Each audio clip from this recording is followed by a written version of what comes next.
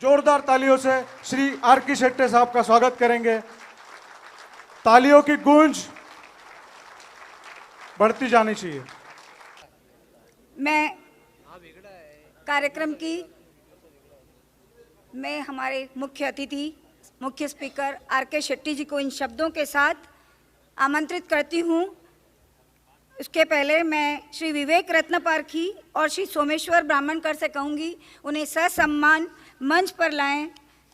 Are के शेट्टी जी पर ये लाइनें बिल्कुल हूबहू लागू होती है कि समय नदी की धार जिसमें सब बह जाया करते हैं, होते हैं कुछ लोग यहाँ इतिहास बनाया करते हैं।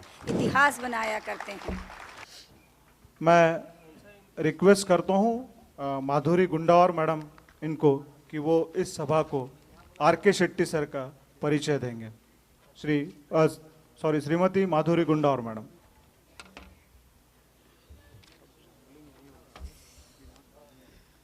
आदरणीय मंच और मेरे प्यारे मित्रों, कल से हम ये अधिवेशन की शुरुआत कल अच्छे तरह से हुई और आज भी अभी तक का अच्छा कार्यक्रम हुआ और मेरा सौभाग्य है कि देखो हमारी ऊंची कितनी बड़ी ताकत रखती है। मेरी ऊंचाई कम है, इसलिए बोलने के लिए भी नीचे से सपोर्ट देना पड़ता है।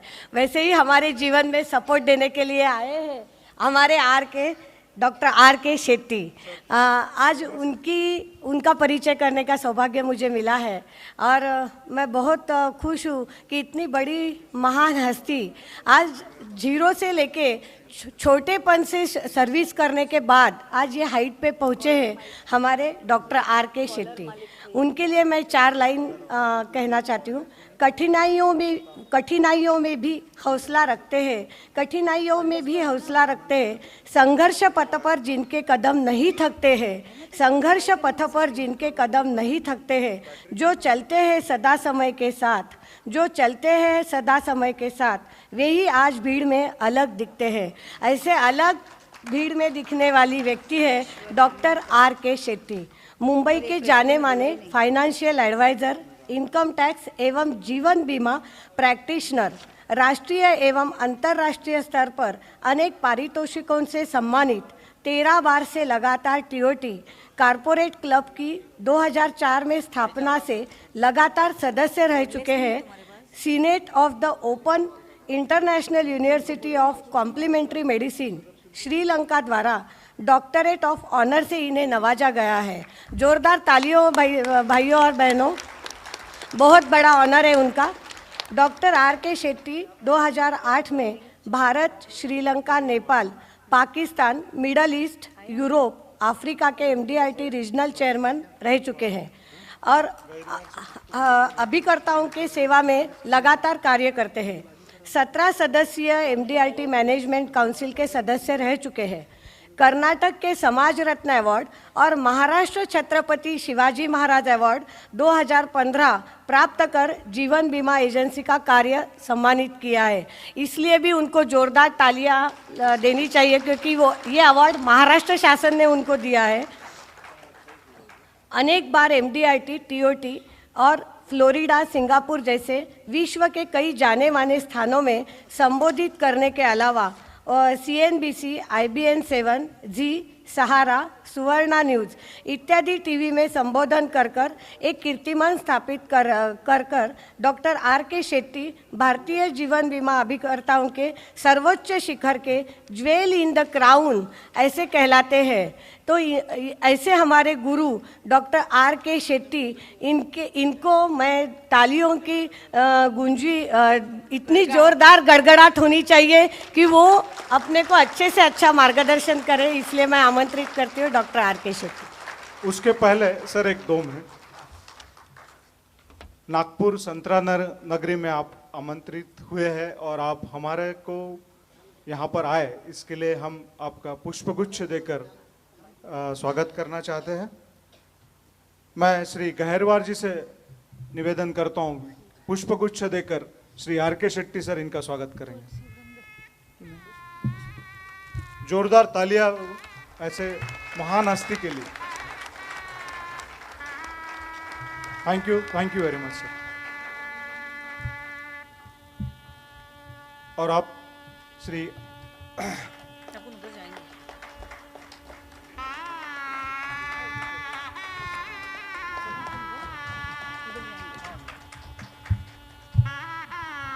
अब मैं अनुरोध करता हूं श्री आर.के. शेट्टी सर कि वो अपना स्पीच शुरू करेंगे और कृपया आपके मोबाइल साइलेंट मोड पे डाल दीजिए, चेक कर लीजिए एक बार। Thank you.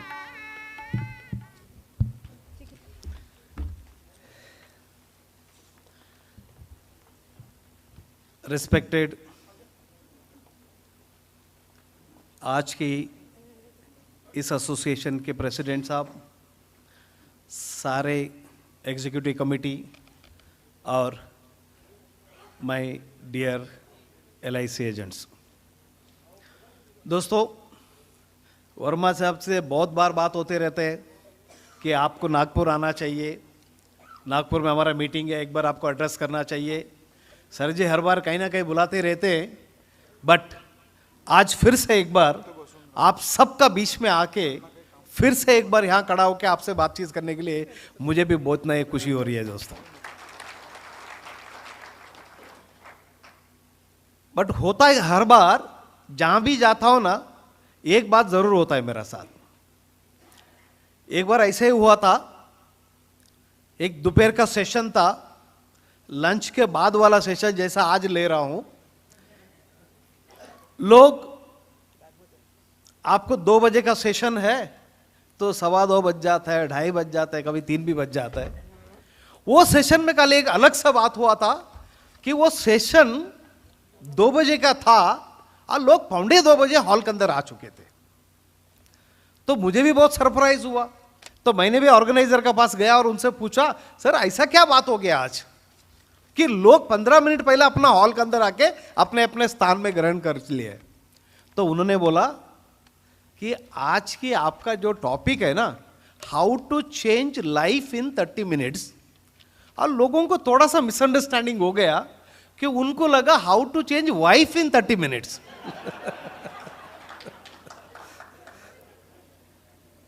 सो दोस्तों आज कोई मिसअंडरस्टैंडिंग नहीं है कि जरूर आज हमारे जो डेस्टिनी है, हमारे ये जो तकदीर है, क्या हम इस तकदीर को हम बदल सकते हैं क्या? बात समझ में आ रहा है? हमारा तकदीर बदलने वाले कौन है? क्या हम उस बात में विश्वास रखें कि तकदीर तो भगवान लिख के भेज देता है, तो हम क्या उसको बदलेंगे? क्या उस भगवान को पर विश्वास करें? क्या हम कुछ हमारे तकदीर के चार्ज हम ले ले, क्या इसका जिम्मेदारी हम ले ले और हम ऐसा कुछ करें जिसका वजह से कि हमारे, मेरे स्लाइड्स दे दो भाई साहब, मेरे स्लाइड ऑन कर दो, तो हमारे डेस्टिनी का चार्ज हम ले सकते हैं क्या? इसी बात में एक बात है, अपने तकदीर के लिए अपना हाथों का लकीर पर विश्वास ना कर, अपना तकदीर के लिए हाथों के लकीर पर विश्वास ना कर, तकदीर उनका भी होता है जिसका हाथ नहीं होता है। तो भगवान ने अगर हमको हर चीज अगर परफेक्टली दिया है, क्या हमारे ये जो subject taking charge of your destiny, कि मैं प्योरली आपका डेस्टिनी मतलब इस इंश्योरेंस बिजनेस का रिलेटेड बात करना चाहूंगा। इस इंश्योरेंस में हम क्या कर सकते हैं, लाइफ में आपके पास क्या अच्छे बात हो सकता है, इस बिजनेस में आपको किस हद तक आपको लेके जा सकता है, कि इसके कुछ उदाहरण देता हुआ कि आपको एक जर्नी में ले जाऊंगा कि आई एम श्योर आखिरी में आज जब भी 2 घंटे का समय दिया गया है मुझे, जब 6:30 बजे का आसपास में मेरा सेशन खत्म होगा, तो इस बात का मुझे विश्वास है कि हम सबको कि इस बात का विश्वास हो जाएगा जिस दिन हम चाहेंगे, जिस दिन हमें वो बात लगने लगेगा कि मेरा तकदीर का चार्ज सिर्फ मेरा पास है और मैं इसको बदलना है, तो और मैं खुद बदलूंगा और मेरा वजह से बदलेगा और मेरा जो कार्यकाल में जो कुछ भी कार्य मैं करूंगा इस वजह से बदलेगा, ये बात का विश्वास आप सब में आ जाएगा मेरे दोस्तों। तो क्या इस बात, सबसे पहले सवाल यह है कि क्या इस बात में आप विश्वास रखते हो? क्या मैं सही बोल रहा हूं? आपका तकदीर को आप बदल सकते हो? हाथ ऊपर करेंगे जितने लोग विश्वास करते हैं। वाह, ऑलमोस्ट सब लोग। तो दोस्तों, और दूसरा सवाल पूछता हूं आपसे कि अगर हमारा तकदीर अगर हमें बदलना है, वो हमारा हाथ में है, अब मैं कुछ ऐसा करूंगा, करना भी चाहिए जिसका वजह से अगर बदलता हो, तो मैं प्योरली इस लाइफ इंश्योरेंस बिजनेस में होता हुआ मेरा लाइफ का गोल या एम या एक एस्पिरेशन क्या होना चाहिए? समझ रहे हैं सवाल? कि आपका गोल क्या होना चाहिए? मतलब एक सिंपल ही बात कर रहा हूं कि आज हम जनवरी महीने में, इस मार्च तक 2 महीना और बाकी है। अगर जो लोग अगर एमडीआरटी, सीओटी, टीओटी का बात करते होंगे, तो इस दिसंबर तक आपका इस बिजनेस के प्रति आपका गोल क्या होना चाहिए? थोड़ा सा सोचिए और जवाब दीजिए।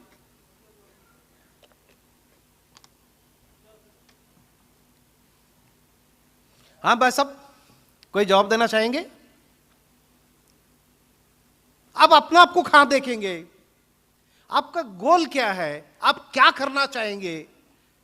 आने वाले इस बार जो फाइनेंशियल ईयर एंडिंग का अगर कुछ है तो वो हिसाब से, अगर एमडीआरटी सीओटी की तरफ सोचते हो तो पूरा 12 महीना 2017, आज तो जनवरी में है, ऑलमोस्ट 11.5 महीना और आपका पास है। तो इन दौरान, इस पीरियड में आप अपना आपको क्या बनना चाहते हो, क्या देखना चाहते हो? जी सर। जी, सीएम क्लब मेंबर हूं और उसका टारगेट पूरा करके फिर से उस मेंबरशिप को मैंने सिक्योर करना चाहता हूं। सही बात, ओके। हाँ साहब, एमडीआरटी बनना चाहता हूं। हाँ साहब। जी सर, दिसंबर 17 सीओटी। आप एमडीआरटी है अभी? ओके। आप में से कितने लोग एमडीआरटी, सीओटी, टीओटी अगर होंगे तो हाथ ऊपर कीजिएगा। ओके, काफी कम। आप सब में से कोई सीओटी है? नहीं है, सब एमडीआरटी है। ठीक है। हाँ जी, और कोई?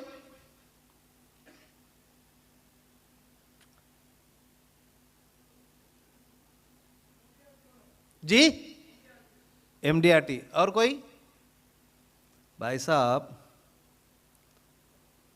मैं सवाल पूछ रहा हूं, आप जवाब नहीं दे रहे हैं। 1 मिनट के लिए सोचिए। आपका घर में बच्चा है, 10वीं पढ़ता है, अभी 1-2 मतलब फरवरी एंड मार्च में उसका एग्जाम स्टार्ट होगा। अगर आप एक पिता माता होने का नाते उस बच्चे से पूछेंगे बच्चा तो कितना परसेंटेज लाएगा, और वो बच्चा आपको जवाब नहीं देगा, कैसा लगेगा आपको? अगर उसने जवाब नहीं दिया तो आप क्या क्या बोलेंगे उसको? नालायक बोलेंगे? साहब ऐसा मत बोलो। मैं नहीं बोल सकता हूं साहब।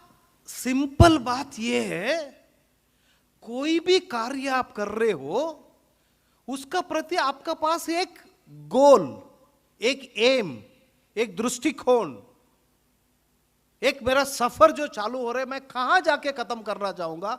अगर ये बात नहीं होगा तो जीवन में सक्सेसफुल नहीं हो सकता भाई साहब। आपको अगर इस हॉल से निकल के बाहर निकल अपना घर जाना है तो आपका एक डेफिनेट डेस्टिनेशन है। आपको यह पता मेरा घर इस इलाके में है, मैं यहां से जाऊंगा, राइट लूंगा, बाद में लेफ्ट लूंगा, फिर आगे जाएंगे, ये करेगा वो करेगा, तो मैं उस घर को पूछूंगा। आप अगर बाहर निकल के कोई जो रास्ता मिलता उसको पकड़ के चलते रहेंगे तो बंबई पहुंच जाओगे आप। सो मैं फिर से सवाल पूछता हूं, क्या आपको अपना आपको क्या देखना चाहते हो? हाँ साहब, एमडीआरटी। अच्छा, सबसे पहले 2-4-5 लोग ने तो हिम्मत करके जवाब तो दिया, सही गलत अपनी जगह, वो मैं बाद में बता ही दूंगा आपको। उन्होंने हिम्मत जवाब दिया, उनके लिए जरा जोर से ताली बजाइएगा। अच्छा, जोर से मतलब ये अच्छा हो गया, मैं पहले से बोला जोर से।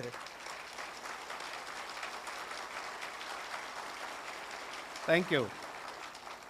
देखिए, 2 कारण है जोर से ताली बजाने का। एक तो लोग ये बोलते हैं जोर से ताली बजाने से अपना हार्ट बीट बढ़ता है, तो वो शरीर के लिए अच्छा होता है। दूसरी बात ये है, दोपहर का समय है, अभी खाना खा के आए हैं, वर्मा जी ने कुछ भी करके मुझे बोला आपको आना ही चाहिए। मैं मुंबई से यहाँ तक आ चुका हूँ, एयरपोर्ट से डायरेक्टली यहाँ तक आ चुका हूँ, तो कुछ हम जो बातचीत कर रहे हैं तो वो सब तक बराबर पहुँचना चाहिए। तो इसी दौरान अगर किसी को थोड़ा सा नींद आ जाता है, स्वाभाविक है, तो आप जोर से ताली बजाओ, भाई साहब उठ जाएंगे उनको कुछ बातें समझ में आएगा, कुछ जिंदगी में अच्छा होगा। जो आप लोग जिस मकसद से इस मीटिंग को बुला के जिस मकसद से ये लेक्चर करवा रहे हो, उसको कुछ पर्पस सर्व होगा। तो ठीक है, ये कॉन्ट्रैक्ट है, तो एक बार जोर से ताली बजाइएगा। देखिए, हाँ, very good very good very good very good.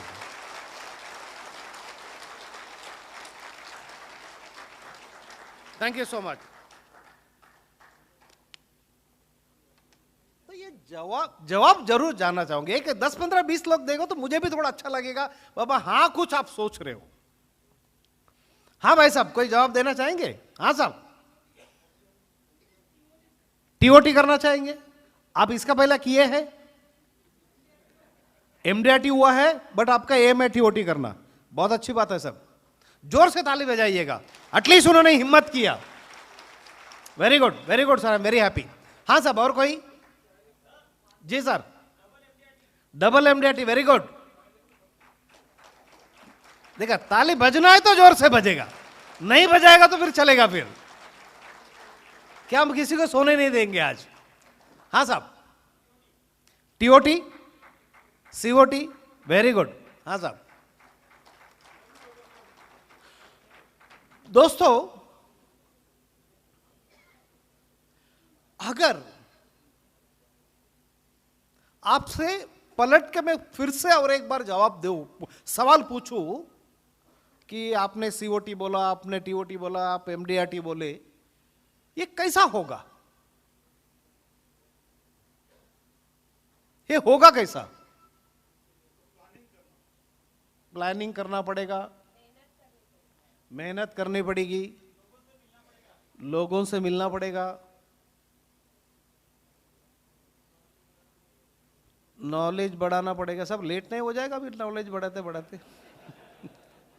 अभी इतना साल से एजेंट है साहब, प्रोडक्ट वही है, कंपनी वही है, आईआरआर वही है, वही डेटा कॉम का स्टॉल बाढ़ पड़ा है, उसी का सॉफ्टवेयर हमारा पास है, 4 बटन दबा दो सब निकल जाता है। दोस्तों मुझे ऐसा लग रहा है आप लोग जितने भी लोग जवाब दिए सारे जवाब बराबर है, जो लोग नहीं दिए वो भी बराबर है। बट अगर आपका लाइफ में अगर डेफिनेटली आपको कुछ रिजल्ट चाहिए तो अपना आपको एक बार ट्रांसफॉर्म करनी होगी। ट्रांसफॉर्म करनी होगी मतलब अभी तक आपने जो कुछ भी करते आए हो, अगर वही चीज वैसा ही करते रहेंगे तो आपको वही रिजल्ट मिलेगा जो अभी तक आपको मिला है।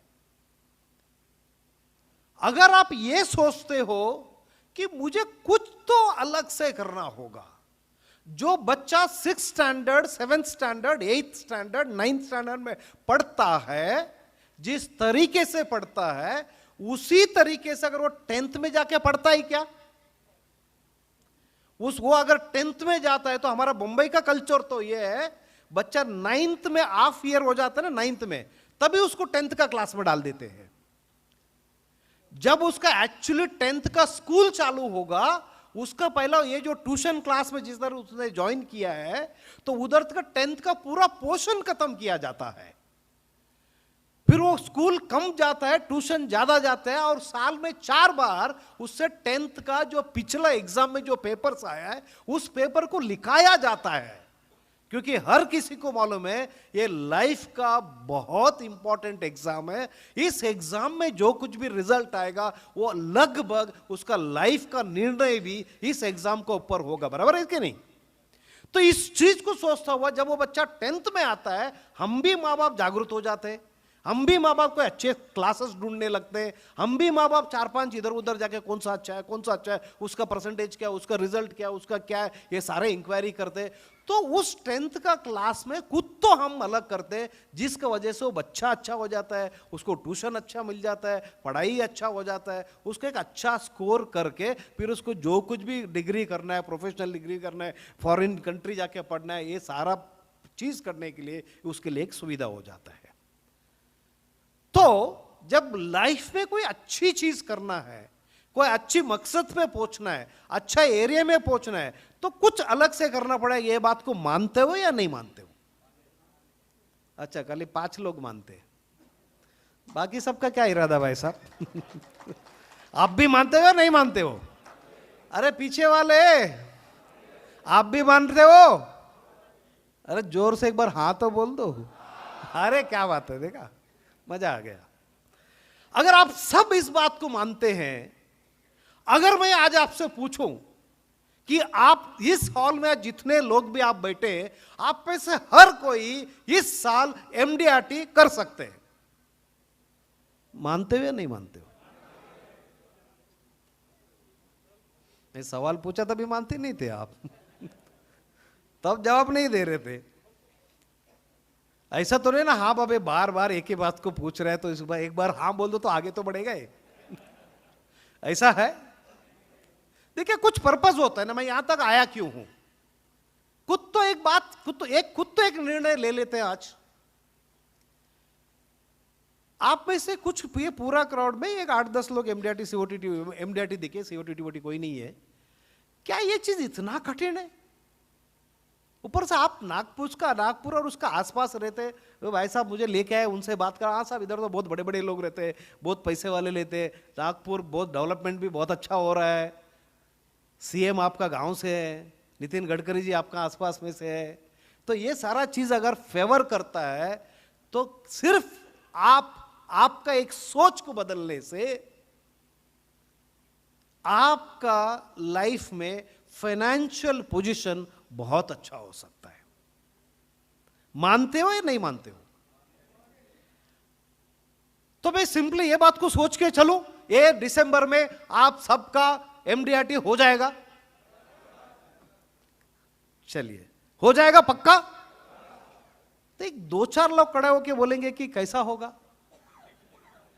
फिर वो मत बोलेगा प्लानिंग करनी पड़ेगी, सुबह जल्दी उठना पड़ेगा, 2-4 लोगों को मिलना पड़ेगा, ये तो सबको मालूम है। कुछ ऐसा कुछ कॉन्क्रीट बात बताइए जिसकी वजह से मुझे भी लगे, आपको लगे, मैं तो आज बात करके चले जाऊंगा, आपको लगे और आप में खुद पे एक विश्वास आए और उस चीज आप करने लगोगे जिस वजह से सच में आपका एमडीआरटी होगा।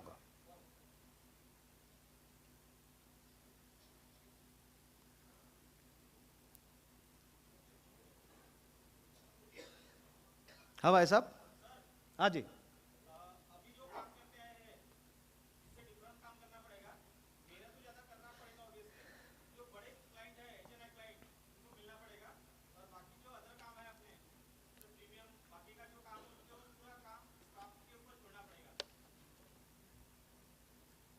सब ये आज ही ये काम करेंगे? आज ये बात आपको समझ में आया कि इसका पहला भी समझ में आता था आपको? नहीं, कोई बात नहीं, अभी तक नहीं मालूम था तो नहीं मालूम था, सही बात है। एटलीस्ट वो खड़े होके आज बोल रहे हैं, कुछ सोच रहे हैं, उनको कुछ बात समझ में आ रहा है। वो 10 बात यहां बोलेंगे, कम से कम 2-4 भी अगर जाके इंप्लीमेंट करेंगे तो बहुत फर्क आ जाएगा लाइफ में। आई am very happy. Good sir. हाँ जी, और कोई? हाँ सर। हाँ।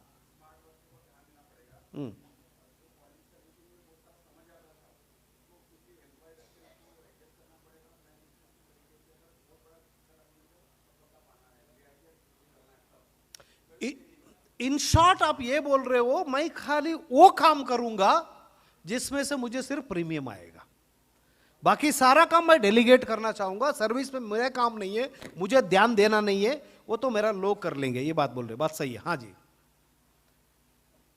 देखो भाई साहब, एक स्टोरी आपको समझाता हूं। हाँ सर।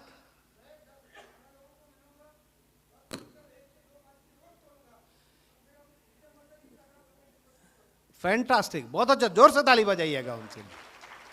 आपका पॉइंट में मैं लास्ट में आता हूं। देखो भाई साहब,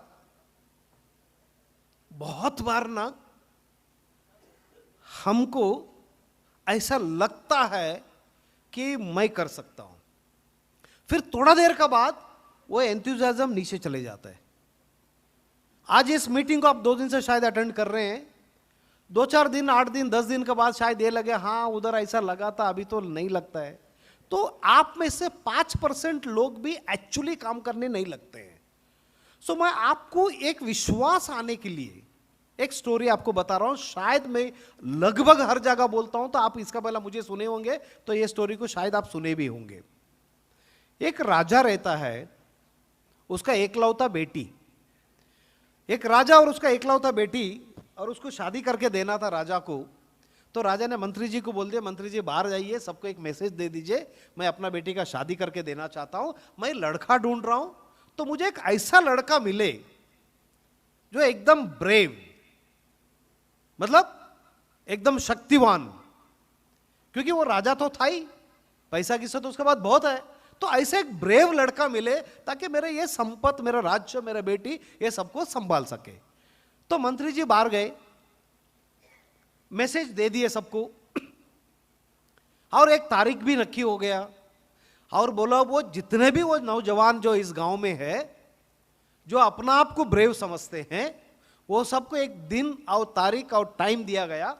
बोला ये टाइम पे आएगा तो राजा जी बाहर आएंगे, एक छोटा सा टेस्ट लेंगे, अगर उनका टेस्ट में अगर लड़का पास हो गया तो उसको अपना लड़की को देके हम शादी करवा देंगे। तो तारीख नक्की होगी, लोग आ गए, तो लोग तो हजारों में आए वहां पर। जिसका शादी नहीं हुआ था वो तो आए ही थे, जिसका शादी हुआ था कुछ लोग, वो लोग भी आ गए अपना बीवी को समझा के। देख 20 साल हो गया, परिस्थिति में कुछ बदलाव नहीं हुआ है, दिन तो ऐसा वैसा कट रहा है। अगर तू हां बोली, मैं कोशिश करूंगा, अगर जीत गया वो तो पत्नी रहेगी, पर तू तो पहला नंबर ना, तेरे को भी नहीं छोड़ूंगा। वो बेचारी क्या करती, बोला ऐसा भी वैसा भी 20 साल से ये जीवन जी रही हूं, कुछ अच्छा होगा है तो हो जाना दो करके उस आदमी का अच्छे हुआ सोचता हुआ उसने भी परमिशन दिया, तो हजारों लोग वहां पहुंच गए। तो राजा बाहर आए, बहुत खुश हो गए कि बोला हजारों में इतने नौजवान, वाह, मतलब इसमें से एक अच्छा तो मिल ही जाएगा मुझे। तो राजा ने बोला आप सबको अब रेडी है? तो उन्होंने बोला यस। तो मैं टेस्ट ले हूं? बोलता है यस। अच्छा, टेस्ट ये है कि आप सब लोग अपना आप को ब्रेव, शक्तिमान समझ रहे हो, तो इसी का एक मैं टेस्ट लूंगा, और इस टेस्ट में जो भी पास होगा वो मेरा बेटी के साथ शादी करेगा। अभी टेस्ट ये है कि बाजू में वो सब देखता है, वो उधर एक स्विमिंग पूल है, ये स्विमिंग पूल में जंप करनी है, और जो सबसे पहला स्विमिंग करके जो बाहर आएगा तो वो मेरा बेटी से शादी करेगा। अब ये जो हजारों में लोग गए थे, सब अपना आप को समझ रहे थे कि मैं ब्रेव हूं, मैं इस राजा का बेटी से शादी करूंगा। तो ये स्विमिंग पूल और स्विमिंग समझ के कुछ लोग पीछे हटने लगे। वे इसीलिए पीछे हटने लगे, इतने लोग हैं, मेरे को तो स्विमिंग आता ही नहीं है, तो जीतने का सवाल ही किधर है। तो जो कुछ लोग पीछे हट गए, कुछ पोर्शन बचा था, तो वो जो टेस्ट के लिए रेडी थे। तो राजा ने बोला आप सब रेडी है? तो बोला यस। मैं 1 2 3 बोलूं? बोलता है यस। ओके, अब मैं 1 2 3 बोलूंगा, जैसा मैंने 3 बोला आपको स्विमिंग पूल में जंप करनी है, सारे ताकत के साथ स्विमिंग करना है, जो सबसे पहला बाहर आएगा उसको मेरा बेटी को देकर शादी करूंगा। रेडी? तो बोला यस। ओके, अभी मैं 1 2 3 बोलूंगा, उसका पहला आप सब एक बार वो स्विमिंग पूल की तरफ मुड़ के देख लीजिए। तो सब लोग ने मुड़ के देखा, तो पूरा स्विमिंग पूल मगरमच्छ से भरा हुआ था। पूरा स्विमिंग पूल मगरमच्छ से भरा हुआ था। इन्होंने इसका पहले तो राजा ने पूछा रेडी 1 2 3 बोलू? तो सब लोग ने यस बोला। अब जैसा वो मगरमच्छ को देखा तो ये लोग थोड़ा थोड़ा थोड़ा थोड़ा पीछे हटने लगे। इतने में राजा ने बोला 1 2 3 जंप। किसी ने भी जंप नहीं किया। सब लोग एक दूसरे का मुंह देख रहे हैं। सब लोग एक दूसरे का मुंह देख रहे हैं। राजा को आश्चर्य हो रहा है, अभी तक किसी ने जंप नहीं है। इतना में जोर से एक बार स्विमिंग पूल की तरफ से आवाज आई। जैसा आवाज आया तो सब लोग उस तरफ देखा, एक लड़का जंप मार चुका था। जैसा इसने जंप मारा, सारे क्रोकोडाइल उसका पीछे। ये जंप मारा, अपने सारे शक्ति यूज करके जोर जोर से स्विंग कर रहा है। सारे क्रोकोडाइल उसको पकड़ने का कोशिश कर रहा है। ये फिर भी उनका हाथ में नहीं आता हुआ अपना स्विमिंग को पूरा खत्म करके बाहर आ गया। ये जो हजारों लोग वहां गए थे कि कंपटीशन में मैं भी भाग लूंगा, मेरा टेस्ट कर दूंगा और मैं जीत के आएगा, ऐसे जो जीतने के लिए गए थे वो सब बाहर खड़ा होकर जोर जोर से ताली बजा रहे थे। और वो एक इंसान जो अंदर जाके स्विमिंग करके क्रोकोडाइल से बच के बाहर आया। राजा खुश हो गया, कम से कम एक तो मिला। राजा गए उनके पास, कंधे में हाथ डाला, बोल सा very good my dear son, you are done a fantastic job. अभी ये शादी का मैं अनाउंसमेंट करने ही वाला हूं, बट उसका पहले एक सवाल ये था कि इतने लोग हैं, किसी ने भी जंप नहीं किया, तूने ये काम किया कैसा? और ये भाई साहब तो बहुत खुश होना चाहिए ना कि अकेला आदमी इतने में से अभी राजा बनने वाला है शादी करने के बाद। ये बहुत गुस्से में खड़ा था। तो जैसा राजा ने सवाल पूछा तूने ये काम किया कैसा, वो बोला ये तो मैं बाद में कर बोलता हूं, पहला मुझे ये बताओ मुझे धक्का किसने मारा था ऐसे।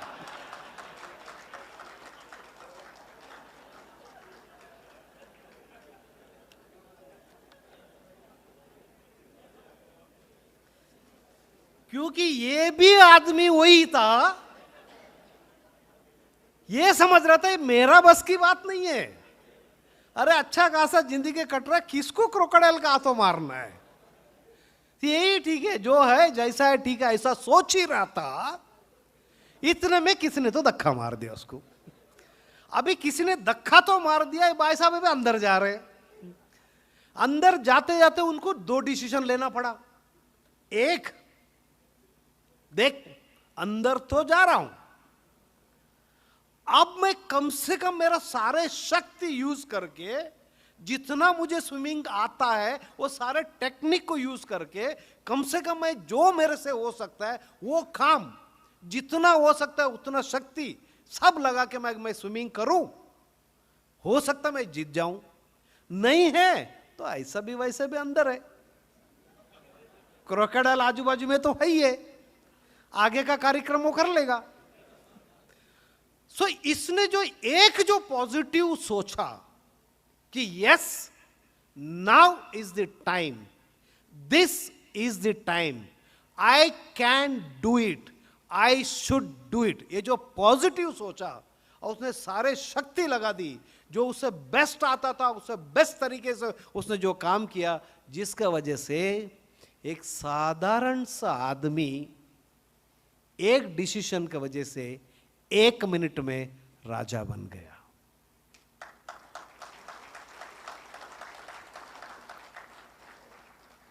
दोस्तों सवाल यह है, क्या ऐसा वाला डिसीजन आप आज लेने को तैयार है क्या?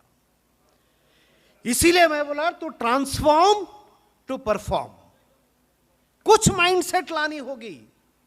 कोई पैसे की जरूरत नहीं, जो आप जानते हो, जो ट्रेनिंग है, जैसा भी है, जो भी है, सब कुछ ठीक है। कोई स्पेशल बात करने की जरूरत नहीं है। मैं ये नहीं बता कोई ट्रेनिंग करो, कोई क्लास करो, कोई किताब पढ़ो, कुछ और करो, ऐसा कुछ नहीं बोल रहा हूं मैं आपको।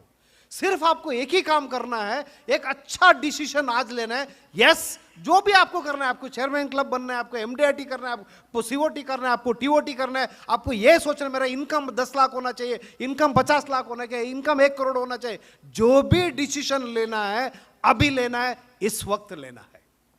Are you ready? अच्छे आप सब इतना सारा स्टोरी सुनाने के बाद आर यू रेडी बोलो तो खाली 5 आदमी ने यस बोला। Are you ready? Are you ready? तो अभी मुझे बताओ, क्या करोगे आप? ये मार्च का टारगेट पकड़े या दिसंबर का टारगेट पकड़े? मार्च। चलिए, जनवरी तो ऑलमोस्ट 6-7 दिन बचा है। ये 6-7 दिन आपको फ्री देता हूं ताकि आपको प्रिपेयर करना है, मेंटली तैयार होना है, कुछ नोट्स बनाना है, कुछ किताब पढ़ना है, कुछ प्लान करना है, कुछ लिस्ट बनाना है, कुछ लोगों को फोन करना है, जो कुछ भी करना है 6-7 दिन में कर लीजिएगा। फरवरी और मार्च, इस 2 महीने का टारगेट क्या होगा बताएंगे? फटाफट फटाफट, अभी टाइम नहीं है। हाँ जी, हाँ साहब, MDRT साहब, हाँ साहब, आप सब जिसने जवाब दिया वो नहीं, जो जवाब नहीं दिया वो लोग का जवाब चाहिए। हाँ जी, MDRT बिफोर मार्च। अच्छा, आप लोग MDRT बिफोर मार्च बोले? हाँ जी, मार्च तक का एक टारगेट लेंगे, ठीक है? तो क्या टारगेट होगा? 10 लाख कमीशन। जोर से ताली बजाइएगा, वेरी गुड, सब आपका MDRT हो जाएगा। हाँ जी, दूसरा। अच्छा, ये जोर से ताली। अच्छा है, चाह आ जाएगा, चिंता मत करो। हाँ जी, बोलो। यस, कुछ और लोग? Of MDRT, very good, okay. हाँ जी, कुछ नहीं? बाकी सबका क्या सोचूं? सब मैं एक 15 मिनट बात करके बंद करता हूं। इनको कुछ करना ही नहीं है तो क्या बात करूं मैं? हाँ जी, 15,000 per day commission, very good. हाँ जी, आप ये मत देखो बाजू वाले बोलेगा तो बाद में मैं बोलता हूं, नहीं तो वो क्या बोलता हूं सोच के मैं बताऊंगा, नहीं तो वो मेरे को कल पूछेगा क्या किया था तूने। भाई साहब, आप तो मुझे जवाब नहीं दे रहे, मैं एक फॉर्मूला देना चाहता हूं आपको, क्या उसको तो ब्लाइंडली एक एक्सेप्ट करेंगे? यस। आपका देखिए, कोई लोग मुझे MDRT बोले, कोई COT बोले, कोई TOT बोले, कोई 15,000 कमीशन, 10,000 कमीशन, ये सारा बात सही है। तो इसका शुरुआत कहां से होगा? एक शुरुआत इसका यहां से होगा, ध्यान दीजिएगा। क्या हम ये डिसीजन ले ले 1 फरवरी, उसका पहला आपको तैयारी करने का टाइम दे रहा हूं मैं, 1 फरवरी से लेकर आने वाले 31 मार्च 2017 तक हर दिन हम दिन में 3 नए लोगों से मिलेंगे। हो सकता नहीं हो सकता है? करने जैसा काम है, नहीं करने जैसा काम है? इजी है या डिफिकल्ट है? इजी है, पक्का? सब लोग एक बार हाथ ऊपर कीजिए, मैं देखता हूं कितने लोगों को इजी लगता है। वाह, वेरी गुड। तो मुझे इसी बात को आगे बढ़ाता हुआ मैं और एक सवाल पूछता हूं दोस्तों, क्या लगता है आप दिन में 3 नए लोगों को मिलेंगे? एक एवरेज बात कर, तो तुरंत तो पॉलिसी नहीं बिकेगा, 1 मीटिंग, 2 मीटिंग, 3 मीटिंग, जो लगेगा वो लगेगा, बट एवरेज अगर मार्च आने वाला एक ऑलमोस्ट एक 60 डेज हमारे पास है, ये 60 डेज में कितना पॉलिसी बेचा होगा आप? 60 दिन में 3 लोगों को मिलना है, 60 दिन में 180 लोगों को मिलना है, 180 लोगों को मिलने के बाद कितना पॉलिसी बेचा होगा आप? एक अंदाजा बोल सकते हो? 60, 100 जी, 50, 60, 25, ठीक है? ये जो 25 से लेके 100 तक आपने जो भी फिगर दिया, एवरेज प्रीमियम कितना लाया होगा आप इन लोगों में से? अंदाज, एवरेज मतलब कोई 10,000 भी देगा, कोई 50 भी देगा, कोई 2 लाख भी देगा, कोई 10 लाख भी देगा। लास्ट में जो 50 पॉलिसी आपने लाया, उसका जो प्रीमियम आपने लाया, total premium received divided by 50, उसको एवरेज बोलते हैं। तो एवरेज प्रीमियम कितना आ गया रहेगा? मतलब एक एक आदमी कितने का प्रीमियम दिया होगा आपको? हाँ जी, 25,000 एवरेज, 25,000 एक आदमी का, और 50 पॉलिसी, कुछ को 100 बोले, कुछ लोग 50 बोले, कुछ लोग 60 बोले, एक एग्जाम्पल के लिए मैंने 50 लेता हूं, तो 25,000 इंटू 50,000, 50 कितना होता है भाई साहब? टोटल प्रीमियम क्या हुआ? मोबाइल है ना, कैलकुलेट करो फटाफट।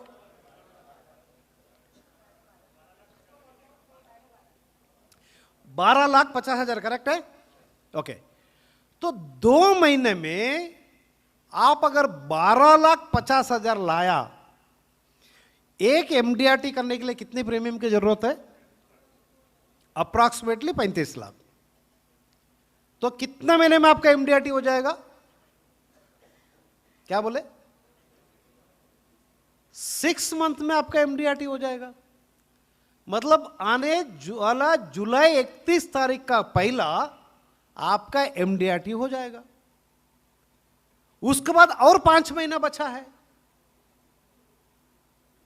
किसी वजह, किसी कारण आपने ये बोल दिया अप्रैल में घर में शादी था, मई में हम घूमने गए थे, जून में बच्चे के एडमिशन के पीछे मैं बिजी था, या कुछ लोग बोले मैं एमडीआरटी गया, सीओटी गया, ऐसा कोई भी कारण अगर आपके पास होता है, फिर भी 2017 में दिसंबर का पहला आपको एमडीआरटी होने से कोई नहीं रोक सकता।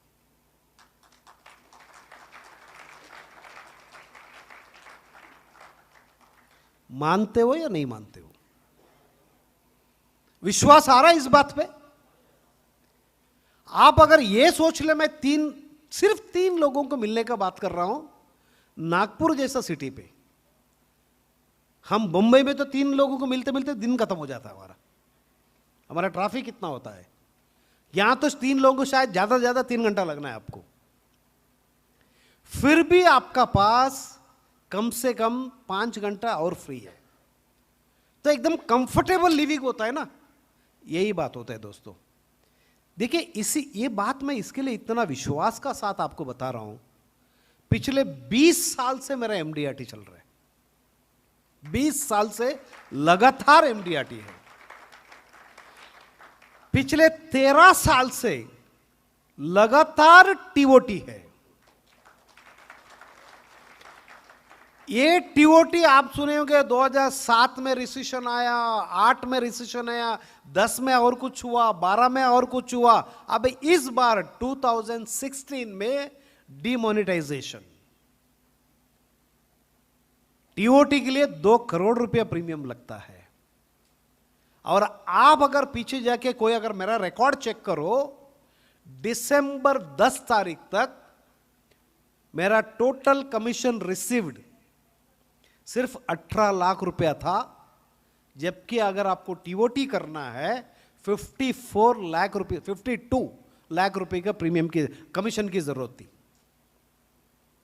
तो 20 दिन में 18 लाख आ चुका है, बाकी का 24 लाख आपको चाहिए, तो ये मैंने 20 दिन में लाया मैं दोस्तों।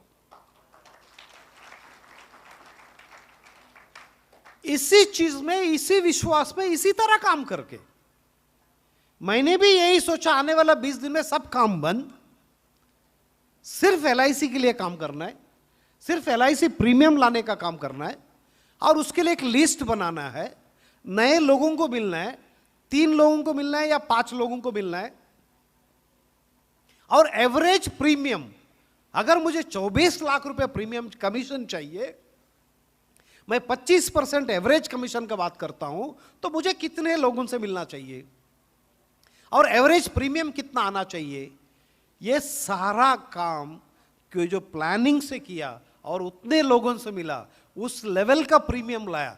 डिमोनेटाइजेशन, लोगों के पास पैसा नहीं है, पैसा देना नहीं चाहते, लोग इन्वेस्टमेंट करना नहीं चाहते, कोई लॉन्ग टर्म कमिटमेंट लेना नहीं चाहते, इस पीरियड में भी मेरा टीओटी होने से कोई रोक नहीं सका।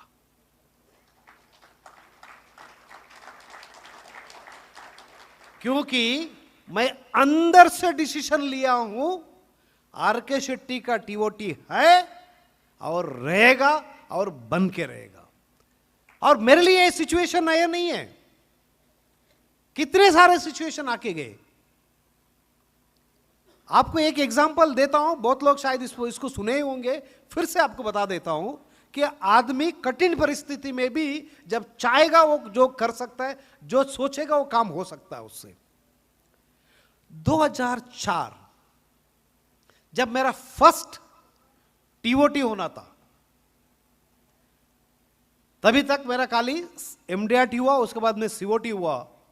फर्स्ट टीओटी होना था, एक क्लाइंट के पीछे मैंने बहुत साल से काम कर रहा था, 6 साल लगा। वो आदमी मुझे प्रीमियम, छोटा मोटा प्रीमियम देते रहा, बीवी का दिया, बच्चों को दिया, बट जो मेन आदमी है, जो हजारों करोड़ का आदमी है, जिसको इंश्योरेंस बड़ा लेना चाहिए, वो ले नहीं रहा। तो उस साल बहुत पीछे लग गए भाई, कुछ अच्छा काम हो गए, 2-3 बार हम मिले भी लगातार, बहुत बिजी आदमी मिलता नहीं हो, एक बार मिल गया मुझे, तो बात करते करते करते बात और निकला, तो उसने समहाउ एग्री कर दिया प्रीमियम देने का। नवंबर महीना था, हमारा प्रपोजल कंप्लीट किया, फॉर्म साइन किया, मेडिकल के लिए आया, और वो जो आदमी मुझे 6 साल से प्रीमियम नहीं दे रहा था, वो साल उसने 1,80,00,000 का प्रीमियम का चेक दिया मुझे। ताली बजाने में इतना कंजूसी क्यों है? 1,80,00,000 प्रीमियम है भाई साहब। तो उसे 1,80,00,000 प्रीमियम दिया, प्रपोजल गई, मेडिकल हुआ, फाइनेंशियल्स आने में टाइम लग गया, थोड़ा थोड़ा हंसते हंसते हंसते हंसते प्रपोजल कंप्लीट होके सेंट्रल ऑफिस गया, सेंट्रल ऑफिस से सीयूएस गया, 1,80,00,000 का प्रीमियम जमा हो गया। नवंबर में डाला हुआ प्रपोजल 25 दिसंबर 2004 का दिन उस प्रपोजल का रिजल्ट आया कि प्रपोजल डिक्लाइंड। एलआईसी ने उसको बीमा देने से रिजेक्ट कर दिया। अभी इस जो 1 महीने में, जो नवंबर और दिसंबर 25 तारीख का बीच में, मेरा ब्रांच का, मैं और मिश्रा जी एक ही ब्रांच के हैं, मिश्रा जी मेरा ब्रांच से टीओटी रह चुके हैं, बट वो डायरेक्ट एजेंट है, एजेंट अंडर डीओ। मेरा ब्रांच में उस दिन तक किसी ने टीओटी किया नहीं है।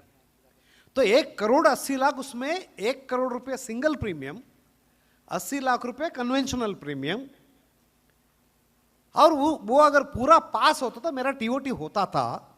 ब्रांच सेलिब्रेशन कर रहा है कि पहला टीओटी मिलेगा ब्रांच को, मेरा डीओ मजा कर रहा है कि हमारा पहला टीओटी हो जाएगा, मैं भी एकदम खुश कि मेरा टीओटी हो जाएगा।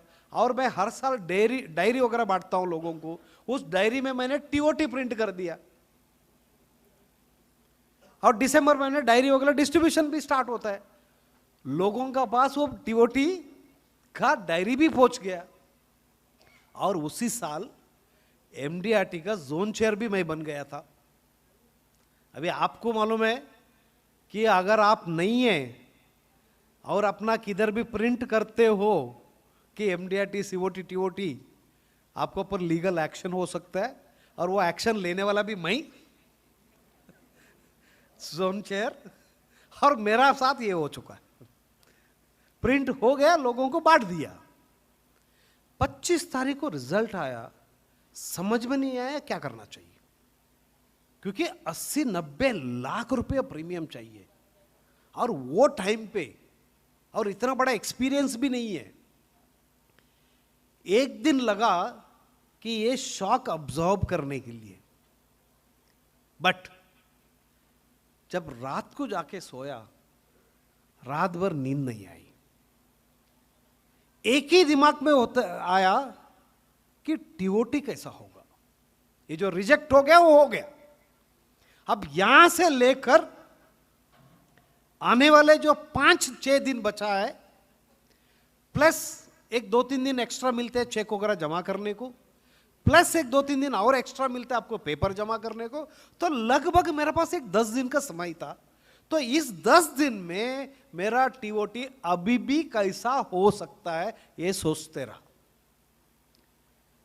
80% बार यही दिमाग में आते रहा कि कैसा होगा, क्योंकि मेरा एजेंसी 1990 का, 2004 का बात कर रहा हूं, पिछले 14 साल में कभी भी मेरा टीओटी हुआ नहीं। 14 साल में, एक साल में 12 महीना होता है, उस 12 महीने में कभी नहीं हुआ।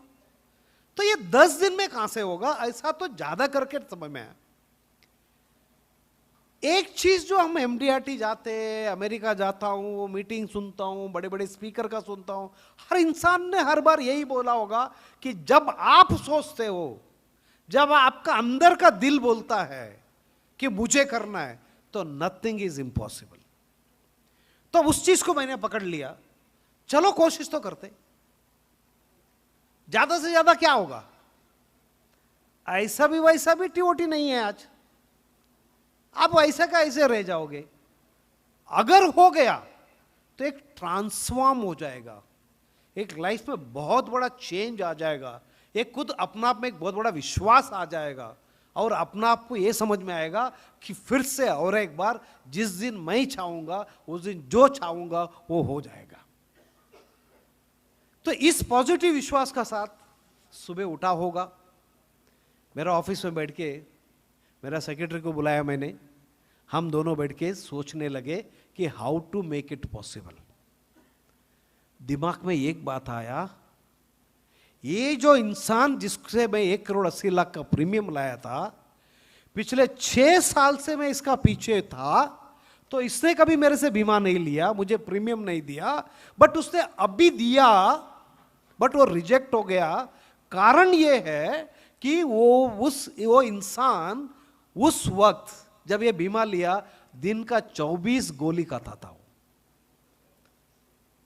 हाइडली diabetic, blood pressure high, liver में प्रॉब्लम, पता नहीं भगवान ने क्या क्या प्रॉब्लम उसको दिया, 24 गोली खाता था। डॉक्टर ने मेडिकल में पूरा लिख दिया था, वो प्रीवियस मेडिकल हिस्ट्री जो भी था वो सारे चीज मंगाया गया था, वो सारे चीज हमने भेज दिया गया। तो उसी का वजह है कि मेडिकली अनफिट होने का वजह से उसे पॉलिसी नहीं दिया गया, पॉलिसी रिजेक्ट किया गया। सो एक लेसन बहुत अच्छा है, जब आपको एलआईसी पॉलिसी मिलता है तो आपको लेना चाहिए, जब आपको चाहिए उस दिन आपको मिलता नहीं है।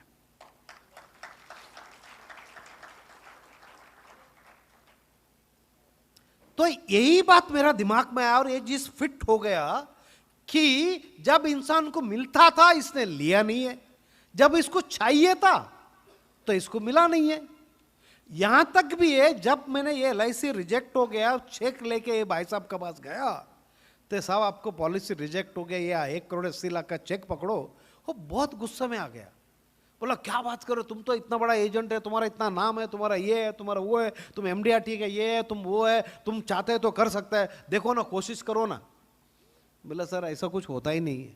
अच्छा फिर भी जरा ट्राई करो ना, कुछ करके कुछ होता होगा। तू हर बिजनेसमैन बोलते हैं ना गवर्नमेंट ऑफिस में जाके, वैसा इसको भी लगा यहां भी कुछ ऐसा होता होगा। मैं बोला सर कुछ नहीं हो सकता, इसीलिए मैं ये चेक जल्दी से जल्दी लाया, क्योंकि अमाउंट बहुत बड़ा है और 1 महीने से एलआईसी के पास पड़ा था, आपको आगे इंटरेस्ट का लॉस नहीं होना चाहिए, इसके मैंने आपको इसको लेके आया। तो बड़ा मुश्किल से जब उसने, उस आदमी ने एक्सेप्ट किया और चेक लिया, और ये सारा पिक्चर मेरा सामने नजर आ रहा था। जब मिलता था तो इसने लिया नहीं, जब लेना था तब इसको मिला नहीं। तो मैंने इसी चीज को ध्यान में रखता हुआ उसे एक परमिशन लिया, सर ये जो आपका साथ हुआ है ना, ये और किसी का साथ नहीं होना चाहिए। जो आपका सोच है ना, ऐसा ही बहुत लोग सोचते हैं। तो उनको एक बार मैं एक एग्जाम्पल देना चाहता हूं, जब लाइफ इंश्योरेंस आपको मिलता है, जब आप एलिजिबल हो, आपको मिल सकता है, तो आपको ले लेना चाहिए, नहीं तो वक्त ऐसा आएगा कि आपको नहीं मिलेगा। तो उसने बोला अच्छा ठीक है कोई बात नहीं, देख लो। तो मैंने क्या किया कि उस जब 26 तारीख का दिन सुबह उठ के एक बहुत अच्छा एक लेटर रेडी किया। उस लेटर में ये जो केस हुआ ना, इसका पूरा हिस्ट्री लिखा, और पहले बार इतना बड़ा चेक आया हुआ था तो मैंने चेक का जेरॉक्स निकल के रखा था, तो वो अटैच किया। इतने बड़े लाइफ का सबसे बड़ा प्रपोजल फॉर्म का जेरॉक्स था, उसको भी अटैच किया, और लेटर के साथ लोगों को लिखा। ये एक एग्जाम्पल ऐसा है, इतना बड़ा आदमी इतना बड़ा प्रीमियम देने का बाद भी एलआईसी बोला हम तुम्हारा प्रीमियम नहीं लेंगे, because you are financially medically you are unfit. So there are two criteria. One, you should be financially capable and you should be medically fit to take the life insurance policy.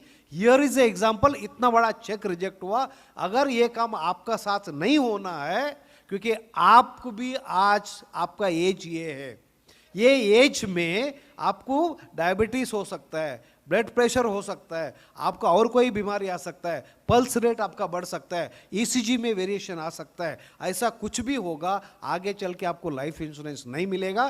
Therefore ये as, आपका as को देखता हुआ आपको policy लेना चाहिए. ऐसा करके मैंने एक 60 लोगों का लिस्ट बनाया और थोड़ा सा उसको पर्सनलाइज किया कि जिसको भी मैं पर्सनली जानता था ना, देखो आपका वेट ज़्यादा है, आपका एज नज़दीक है, आपको डायबिटीज़ प्रेशर है या नहीं मुझे नहीं पता, बट जनरली बॉम्बे में ये एज, ये और ये एज के बीच में डायबिटीज़ वगैरह लोगों को हो जाता है, ताकि अगर उसको है उसको समझ में आ जाएगा, नहीं है तो उसको ये भी पता है कि थोड़ा हम जानकारी दे रहे, ये एज में लगभग लोगों को चालू हो जाता है.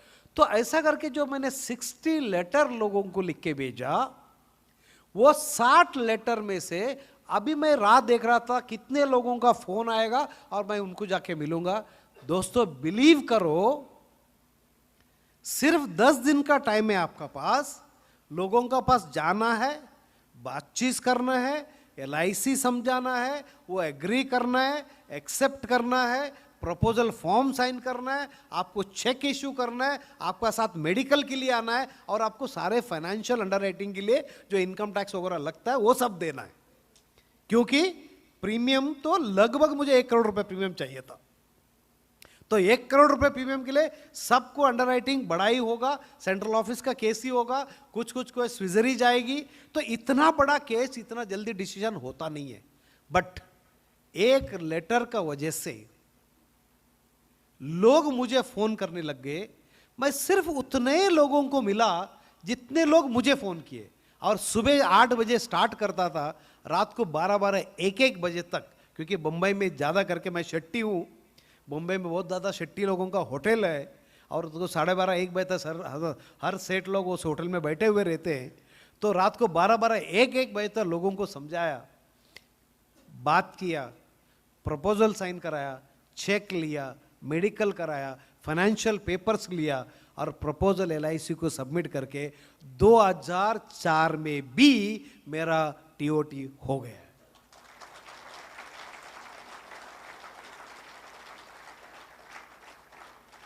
तो जब इंसान अपना अंदर से सोचता है और दिमाग में डिसाइड कर लेता है कि मैं जो हूं मैं सोचूंगा तो हो जाएगा, मुझे करना है इसके लिए हो जाएगा, ये अगर आप डिसीजन आप लेते हो तो आपको हो जाएगा.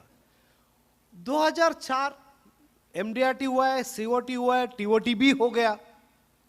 अब हर साल TOT करना है वो सोच लिया, क्योंकि जब मेरा फर्स्ट MDRT 2007 में हुआ तो मैंने उस दिन एक डिसीजन लिया था, RK शेट्टी अब आप MDRT हो.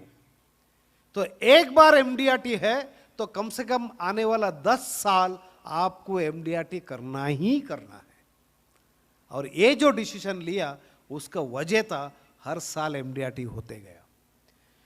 3 साल हो गए MDRT हो गया, मैं बोला हर साल MDRT, चलो कुछ अच्छा सोचते. फिर एक बार डिसीजन लिया मैं COT करना है, और वो साल से मेरा COT होते रह गया.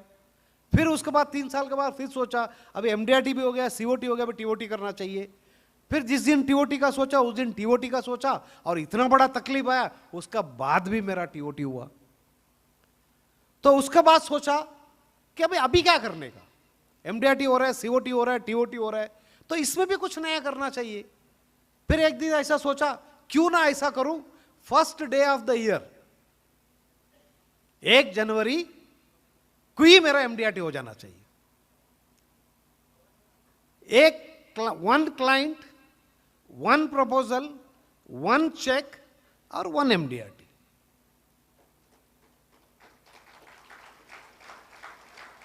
दिमाग में सोचा और लोगों का पास गया, बात किया. एक बार ऐसा ही हुआ, फर्स्ट डे कंप्लीट नहीं हुआ, बट मेरा proposal complete, medical complete, LIC का प्रीमियम दे दिया। तो 1 प्रपोजल 1 चेक, वो MDRT हो गया। फिर क्या सोचा, 1 क्लाइंट 1 चेक 1 प्रपोजल COT, उसका भी ट्राई किया, वो भी हो गया। फिर सोचा 1 प्रपोजल 1 क्लाइंट 1 चेक 1 TOT। 13 साल से कोशिश कर रहा हूं, नहीं हुआ है। बट छोड़ा नहीं मैंने अभी तक, एक बार करके रहूंगा। और जिस दिन डिसीजन लिया कि मुझे इस साल करना है, उस साल तो हो जाएगा। शायद वो अंदर से वो डिसीजन नहीं आया, उस वजह से पेंडिंग है। बट दोस्तों, ये सारा स्टोरी आपको मैं इसीलिए दिया कि थोड़ा सा इस पे गौर कीजिएगा। एक LIC एजेंट, एक बार उसका MDRT होता है, किसी को यह पता है कि आपका रिन्यूअल कमीशन आने वाला 15, 20, 25 साल के लिए कितना हो जाता है? किसी ने कैलकुलेशन किया? आपको बताता हूं, 10 से 12 हजार रुपया महीने का कमीशन आने वाला 15 से 20 से 25 साल, जितना आपका टेन्योर रहेगा, उतना टेन्योर 12,000 रुपया महीने का कमीशन आपको मिलेगा दोस्तों। और मैं आपको बताया कि पिछले 20 साल से मेरा MDRT COT TOT हो रहा है। थोड़ा सा छोटा कैलकुलेशन करेंगे। 1997 और ये 2017, 20 साल से क्या किया? पहला 4 साल खाली मेरा MDRT रहा, तो क्या हो गया? 4 MDRT हो गया। आने वाला 3 साल COT किया, तो 1 COT मतलब 3 MDRT। 3 साल, 9 और 4 पहले का कितना हुआ? 13। उसके बाद में लास्ट 13 साल में से TOT कर रहा हूं। एक TOT मतलब 6 MDRT, 13 इंटू 6 कितना हुआ? 78 हुआ। 78 और ये 13 कितना हुआ? 91 हुआ। तो 91 इंटू 10,000 करो,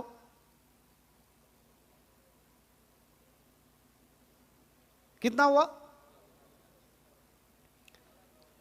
9,10,000 रुपया महीने का रिन्यूअल कमीशन है।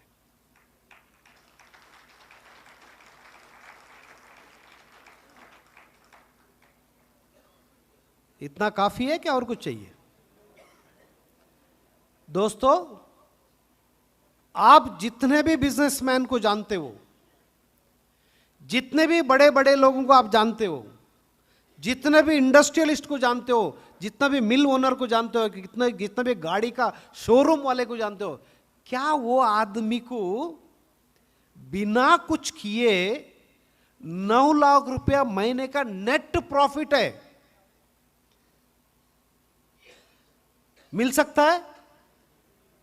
यस और नो? ध्यान दे रहे हो ना मेरे बात पे? दोस्तों, 20 साल मैंने मेहनत की। वो मेहनत भी ऐसा नहीं किया मैंने 365 दिन हर दिन 3-3 लोगों को मिला नहीं है। सिर्फ शुरुआती का दिन में मुझे ऐसा करना पड़ा, मैं वो चीज करते आया। आज आपको आज भी बताया मैंने कि 24 लाख रुपए कमीशन दिसंबर महीने में 20 दिन में मैंने कमाया। तो साल में आज 2 महीना भी मैं इंश्योरेंस के लिए काम नहीं करता हूं, बट मेरा TOT होता है। 9 लाख रुपए मैं कमाता हूं। आज साल का मेरा LIC कमीशन 2 से 2.5 करोड़ रुपया है।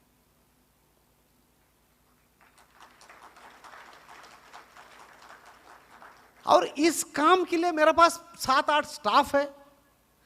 सर्विसिंग वो लोग देखते हैं, पूरा प्रपोजल का काम वो लोग देखते हैं, और जो भी काम है सब वो लोग करते हैं। रिन्यूअल वो लोग नोटिस भेजते हैं, रिन्यूअल कलेक्शन वो लोग करते हैं, किसी का फोन आया तो जवाब भी वो लोग देते हैं। मुझे कोई काम नहीं है।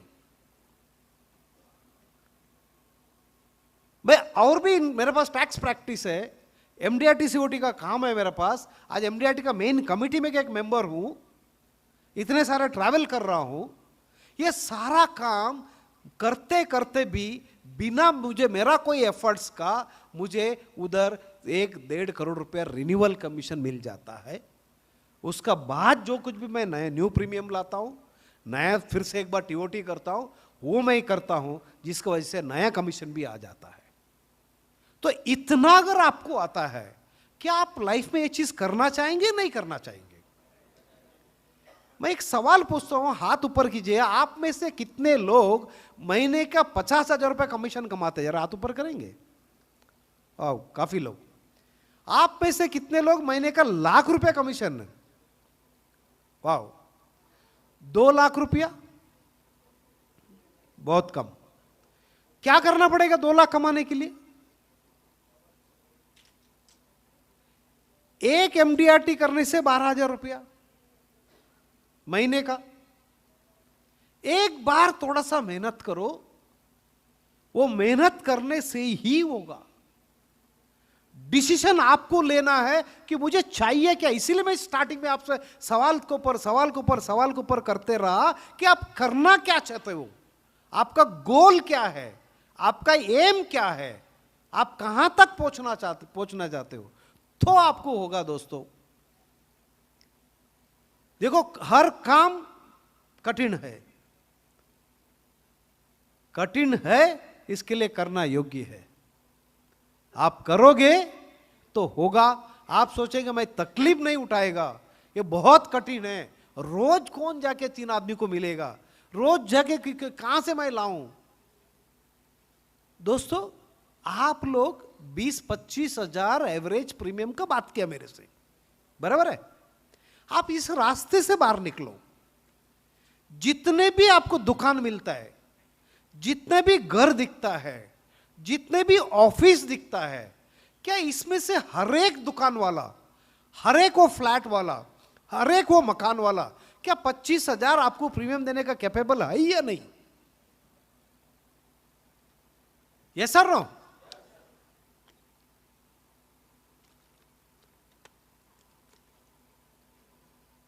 आपसे अगर और एक सवाल पूछूं मैं, क्या आप में से कम हर कोई कम से कम 10 आदमी को जानते हो जो 20 से 25,000 प्रीमियम देने का कैपेसिटी रखता है? Yes sir, no? तो सब कुछ आपका पास ही है, आप जानते भी हो, हाई भी। क्या रह गया? एक दिन उठ के फोन करने का, साहब मैं आपको मिलना चाहता हूं इंश्योरेंस का सिलसिला में। इतना सिर्फ रह गया आपका तरफ से। 25-30 हजार प्रीमियम कोई बात नहीं भाई साहब। मोदी जी ने डीमोनेटाइजेशन किया, तब तक तो पता ही नहीं था हमको लोग खर्चा कितना करते हैं। उसका बाद देखिए, credit card, debit card, Paytm, हर एक का महीने का 1,00,000-1.5 लाख बिल आने लग गया सबका। Credit card, debit card, Paytm, online payments 500% से बढ़ गया। मतलब लोग ना चाहता हुआ भी उतना खर्चा तो करना ही पड़ा। वो जो लग्जरी वाला जितने कट किया होगा बात अलग है। तो लोगों का पास पैसा है दोस्तों, लोगों का पास पैसा है, वो देना भी चाहते हैं। वो सिर्फ इतना रह गया है कि आपको वहां तक जाने का। तकलीफ उठाएंगे तो आपको रिजल्ट आएगा। एक बार एक गांव में से लोग सब इकट्ठा हो गए। उन्होंने सोचा इस गांव में हमको एक मंदिर बनाने का है। मंदिर बनाने का सारे लोगों ने डिसीजन लिया, और वो मंदिर बनाने के लिए पत्थर लगता है, तो लोगों ने पत्थर लाके डाला। पत्थर में से 2 काम होता है, एक पत्थर में से मूर्ति बनाया जाता है, बचा हुआ पत्थर में से वो जो स्ट्रक्चर बनाने के लिए लगता है, या नीचे जो आपको पूरा सीमेंट गिमेंट डालना पड़ता है, वो पत्थर को तोड़ तोड़ के नीचे डाल के सीमेंट डालते हैं। ये 2 काम था। तो अभी उस पत्थर में से एक मूर्ति बनाना था, तो जो मूर्ति का शिल्पकार को बुलाया गया, उसको बोला आप इसमें से कौन सा पत्थर लेना चाहेंगे जिसमें से मूर्ति बनेगा। तो उस शिल्पकार ने जाके उस पत्थर से पूछा कि आप में से कौन मूर्ति बनना चाहेंगे, ताकि मैं आपको लेके जाऊं, फिर आप में से मूर्ति बनाओ, ताकि मंदिर में रख के पूजा रखेगा। तो उसमें से हर पत्थर ने क्या जवाब दिया होगा, नहीं नहीं नहीं नहीं, मुझे नहीं बनना है बाबा। क्यों? आप मार मार के इतना बड़ा पत्थर को इतना छोटा करते करते मेरा हालत खराब होएगा, मुझे नहीं करना है, कि मुझे नहीं बनना है। तो शिल्पकार ने दूसरा पत्थर से पूछा, तीसरे से पूछा, चौथे से पूछा, 8वां 10वां 15वां 20वां, सब लोग ने ना बोला। उसमें से एक ने बोला मैं बनना चाहूंगा। ये सब लोग ना क्यों बोला? इतना दर्द होएगा, इस दर्द सहन नहीं कर सकते हैं, मैं तकलीफ नहीं उठा सकता हूं, आने वाला 2-3 महीना रोज तुम मुझे पकड़ के मारोगे, ये मार खाने को मैं तैयार नहीं है। तो उन्होंने सबने मना किया। एक ने बोला यस, मैं बनने को तैयार हूं। जिसने यस बोला, भले 2-3 महीना लगा, रोज उसको मार पड़ते रहा, और मार मार के उस पत्थर से एक मस्त बहुत अच्छा वाला भगवान का मूर्ति निकला। उस मूर्ति को लाके मंदिर में रखे रोज लोग पूजा करने लग गए थे। बाकी जितने भी पत्थर पहला मना किया, बोला नहीं कर सकता हूं, उनको भी मार पड़ा। उनको भी मार मार के जो इतना बड़ा पत्थर था, इतना छोटा छोटा पीस किया और नीचे डाला, उसके ऊपर सीमेंट डाला, जिससे बहुत ज्यादा तकलीफ उठाया, उसका मूर्ति बन के मंदिर में रख के पूजा किया। जिसने मना किया उसको नीचे डाल के लोग उसके ऊपर चलते गए और वो उसका पूजा करने लग गए।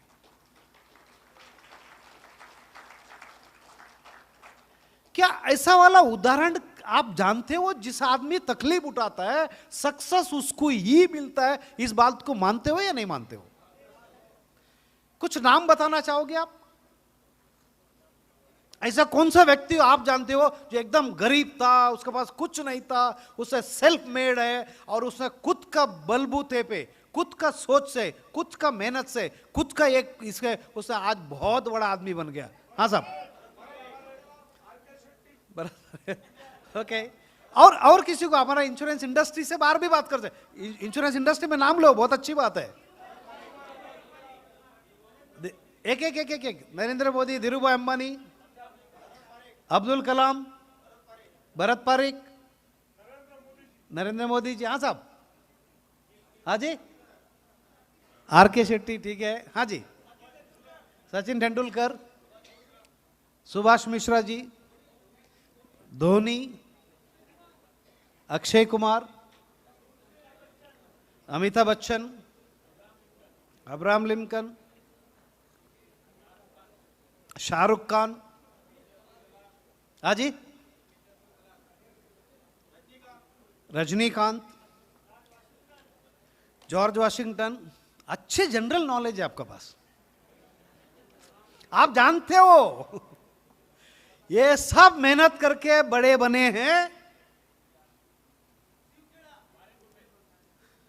चलिए, आप लोग ने जितना भी नाम लिया वो सबका फोटो देखिए।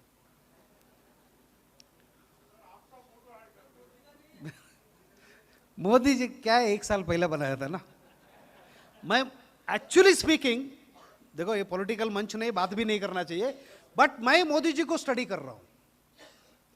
लोगों ने इतना उनको मेजॉरिटी का साथ उधर भेजा है, उनका काम आज भी मैं एनालिसिस कर रहा हूं, मैं बात कर रहा हूं। परसों एक टीवी चैनल में मेरे बुलाया गया था डीमोनेटाइजेशन में बात करने के लिए, मैंने काफी कुछ अलग बात किया जो ऑफकोर्स मोदी जी का फेवर में नहीं था।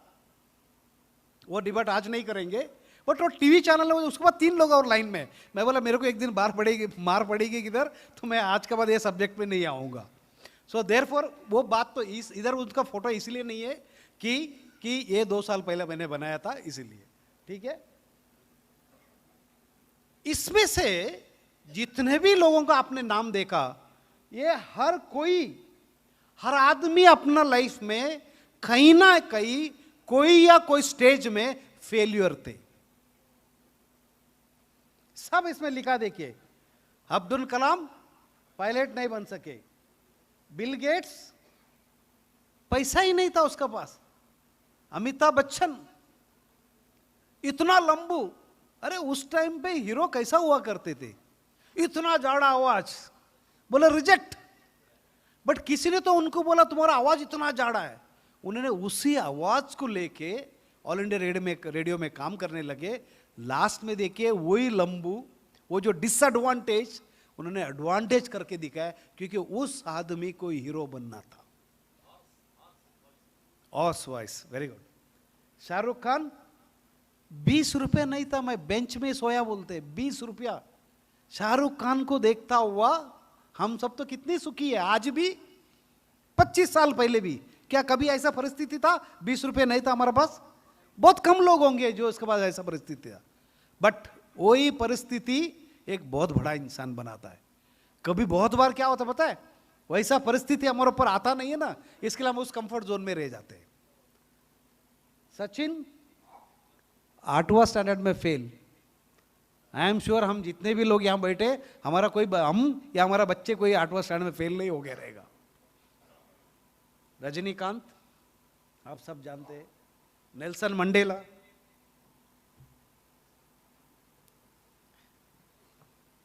Messi, Michael Jordan, Tom Cruise, Steve Jobs, Kapil देव।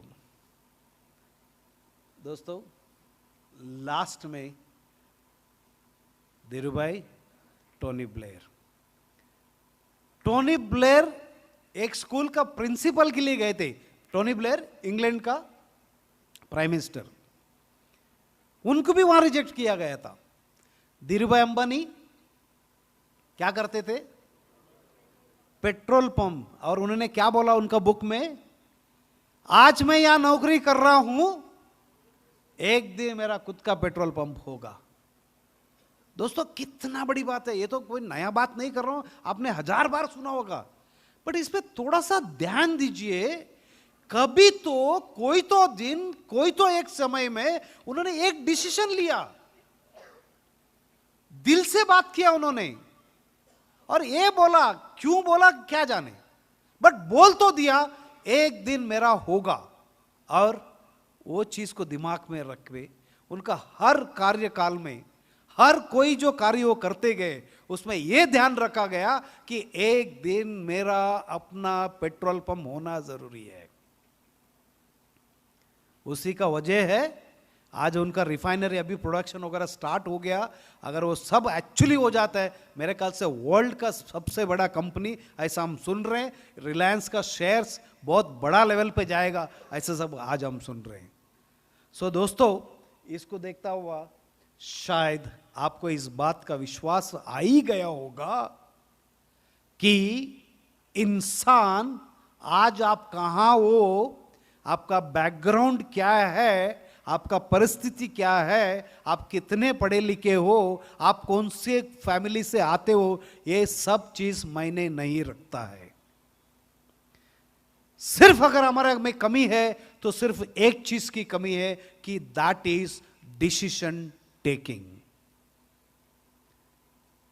आपको आज फैसला करना है, सिर्फ उस फैसला, आप जो भी फैसला लेंगे, अच्छे लेंगे तो अच्छा होगा, नहीं लेगा तो कुछ नहीं होगा, बुरा फैसला लेंगे तो बुरा होगा।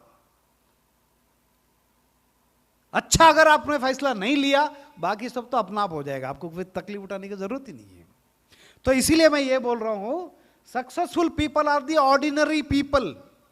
सक्सेसफुल लोग वो सारे ऑर्डिनरी, इसका पहले आपने देखा, ये सारे ऑर्डिनरी थे, बट इनका अंदर खुद तो ऐसा था जिसका वजह से they think big and they act.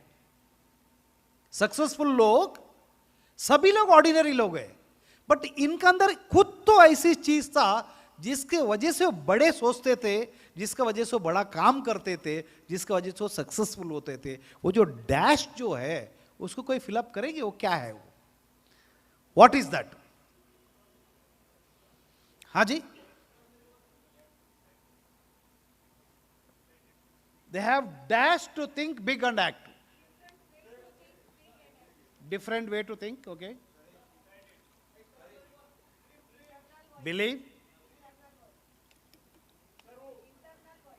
Internal voice, okay? Dream. Extraordinary, हाँ सर, चलेगा चलेगा साहब। जिसने वाले अलग काम नहीं करते, जो भी करते वो अलग ढंग से करते।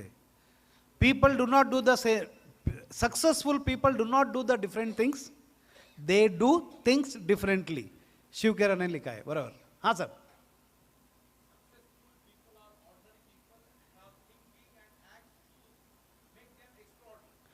करेक्ट। तो ये जो गैप फिलअप कीजिए ना, एक वर्ड मिसिंग है वहां पर, वो वर्ड क्या है? सक्सेस जी, बिग ड्रीम्स, विल पावर। पीछे से कोई बोल सकते हैं? हाँ जी, डिटर्मिनेशन, डिसीशन। हाँ जी, ड्रीम्स। हाँ जी, मैं आपको मजबूर कर रहा हूं सोचने के लिए। जो करेक्ट आंसर देगा उसको प्राइज मिलेगा। अरे साहब क्या बात है। Burning desire. हाँ जी, डिसीजन, ओके। एक्ट। अभी देखिए, मेरे को एक गिफ्ट देना ही पड़े, जब तक आप बोलेंगे नहीं तब तक मैं आगे बढ़ ही नहीं सकता। High dreams. हाँ जी,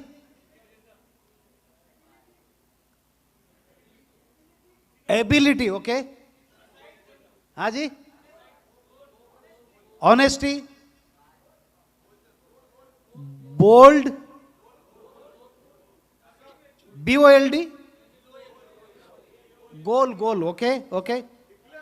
डिक्लेयर, पॉजिटिव एटीट्यूड, नहीं।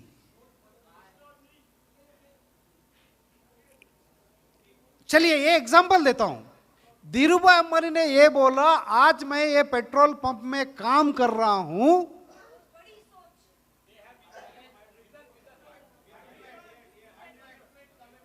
कमिटमेंट, बहुत क्लोज है आप लोग, अभी बहुत क्लोज है। खाली मैं एग्जैक्ट वर्ड पकड़ना चाहता हूं।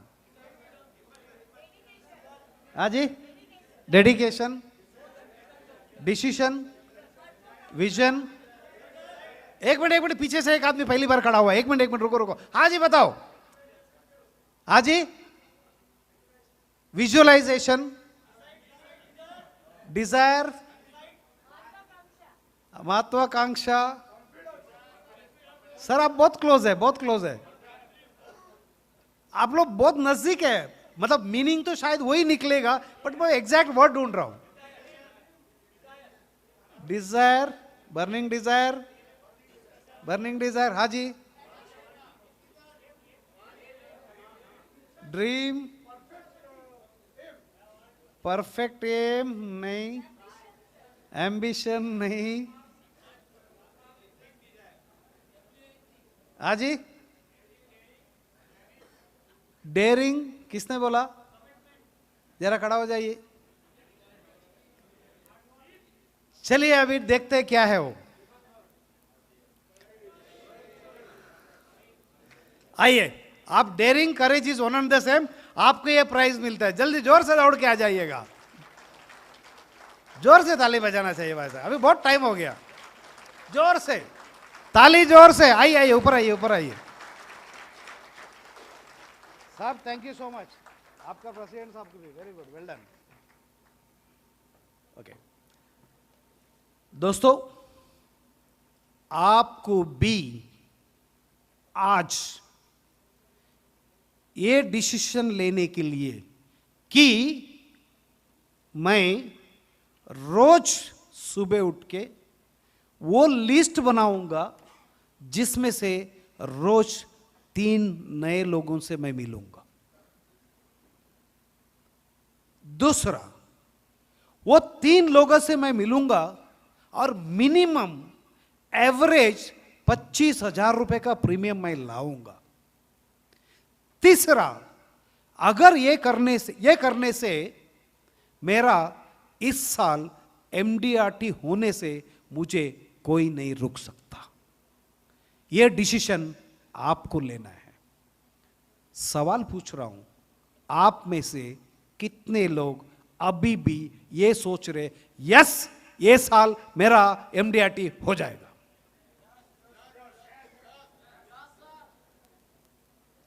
हाथ ऊपर रखो, जितने लोग हाथ ऊपर के हाथ ऊपर रखो। नहीं, मैं उनको ढूंढ रहा हूं जो हाथ ऊपर नहीं कर रहे अभी भी। कैमरामैन जरा बराबर ले लो भाई साहब, सबका ले लो, हाथ ऊपर ही रखो। अच्छा, अभी सबका हाथ ऊपर आ गया, देखा? फोटो में आना जरूरी है। अच्छी बात है, हमको इससे कोई इतराज नहीं है। प्रेसिडेंट साहब देखो, अगली बार देखो, दिसंबर में देखना ये सबको हो गया कि नहीं हो गया। इन्होंने हाथ ऊपर कर दिया है। दोस्तों ये बताओ, आप इस बात में कितना सिंसियर है? क्या आप सच में, आपको ऐसा लगता है आपका हो जाएगा? यस और नो? यस और नो? अच्छा, अब आपका आजू बाजू में किसी ने अगर यस नहीं बोला, जरा उसको खड़ा करो ना। एक बार देखता हूं, उनको देख लेने दो ना, मुझे क्या तकलीफ है, पूछो तो सही, क्या तकलीफ है? खड़ा करो, खड़ा करो, खड़ा रहो, खड़ा रहो। हाँ, ये देखा, ये अच्छे है, ये लोग खड़ा कर दिया। आप लोग कुछ काम का नहीं, देखो खड़ा नहीं करते। अच्छा, उधर ही खड़ा कर दिया। ठीक, बैठ जाइए। दोस्तों जितने भी लोग, देखो ये आपका लाइफ है, डिसीजन आपको लेना है, काम आपको करना है। अगर आप काम किया तो पिछले इतने सारे लोगों का फोटो देखा है जिसका पास 20 रुपए ने इंडिया का biggest hero, biggest money spinning एक इंडस्ट्री से नहीं लाया। कितने लोगों को देखा।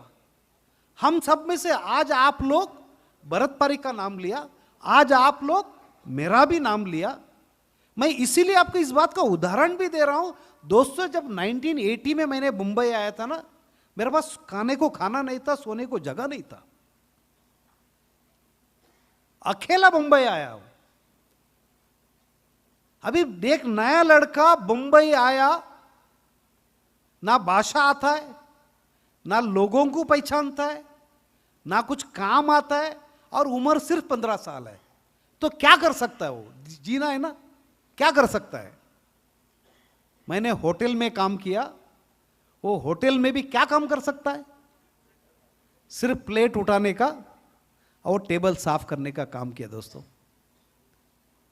वहां से लाइफ स्टार्ट किया, खुद पढ़ाई किया, नाइट कॉलेज किया, सीए का ऑफिस में काम किया 10 साल। 1990 तक, जब तक LIC एजेंसी नहीं किया तब तक ये काम चालू था मेरा।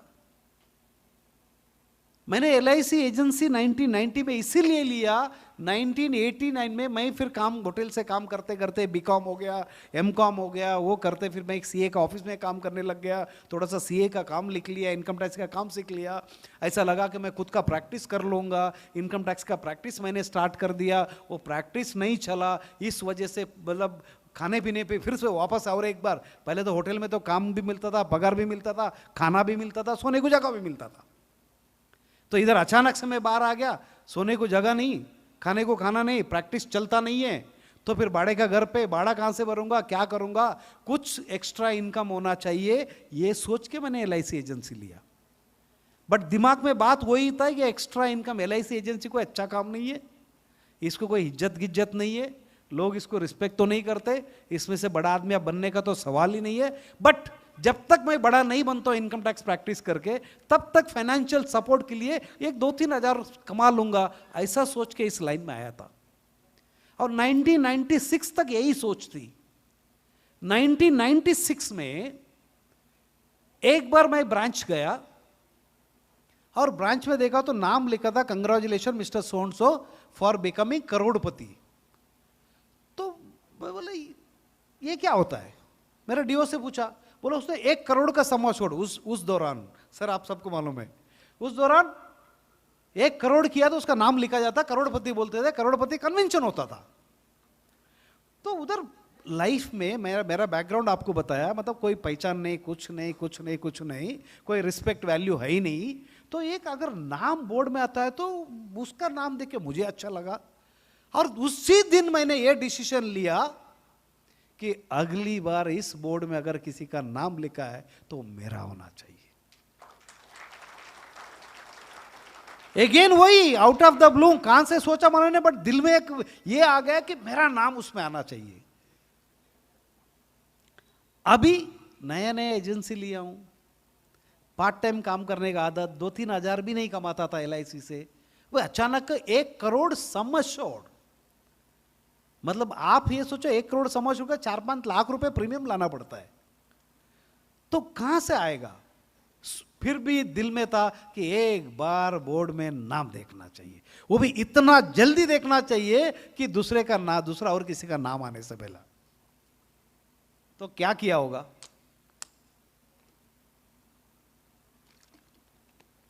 जब आप पॉजिटिव सोचते हो, थिंकिंग भी आता है, सोच भी होता है, और भगवान भी आपको मदद करता है।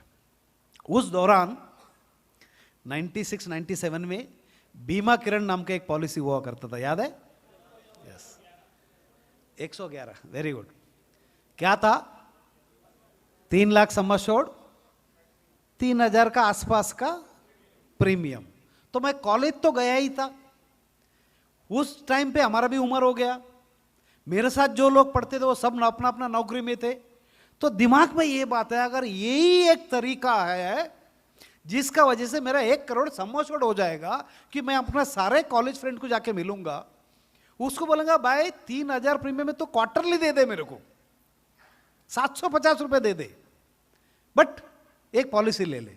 ऐसा करते करते दोस्तों बिलीव नहीं करोगे, 1.5 महीना, 10 दिन भी मैंने डिसीजन लिया, वहां से खाली 45 डेज के अंदर 1 करोड़ का सम एश्योर्ड का प्रपोजल डाला और मेरा नाम बोर्ड में आया। जैसा वो नाम बोर्ड में आया, करोड़पति बन गया। अबे बोलने को कितना लगता कुछ है ही नहीं, बट करोड़पति। चलिए, वो एक फीलिंग भी अच्छा हुआ, करोड़पति।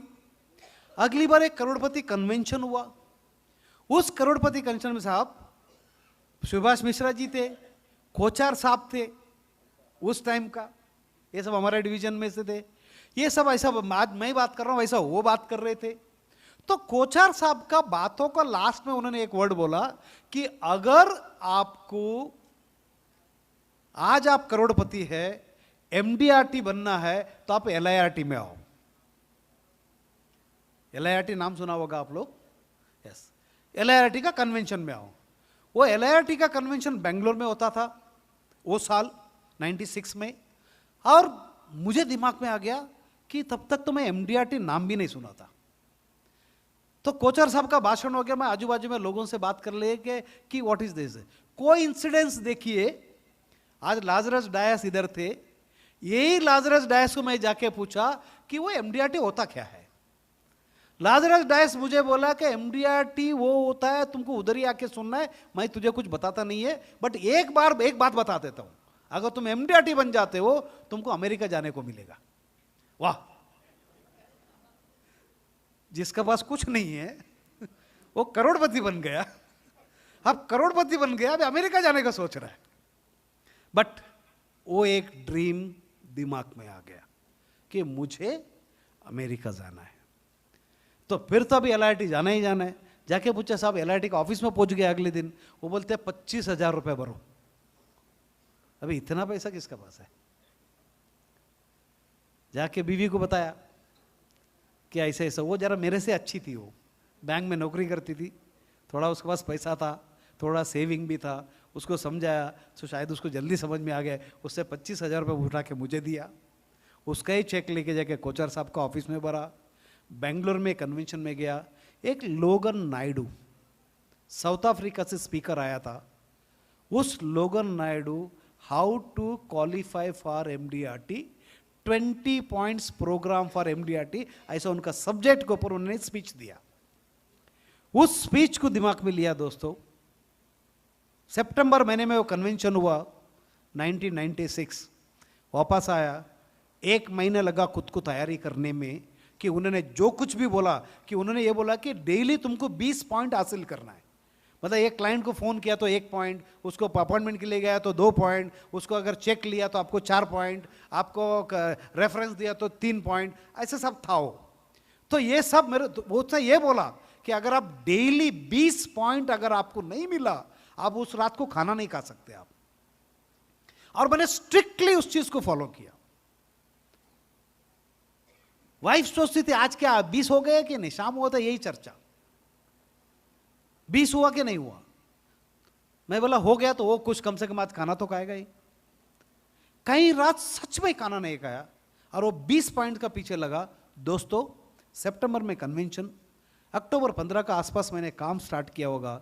जैसा दिसंबर खत्म हो गया, उस साल का जब एमडीआरटी का लिस्ट निकला 1997 में, उस लिस्ट में मेरा नाम भी था।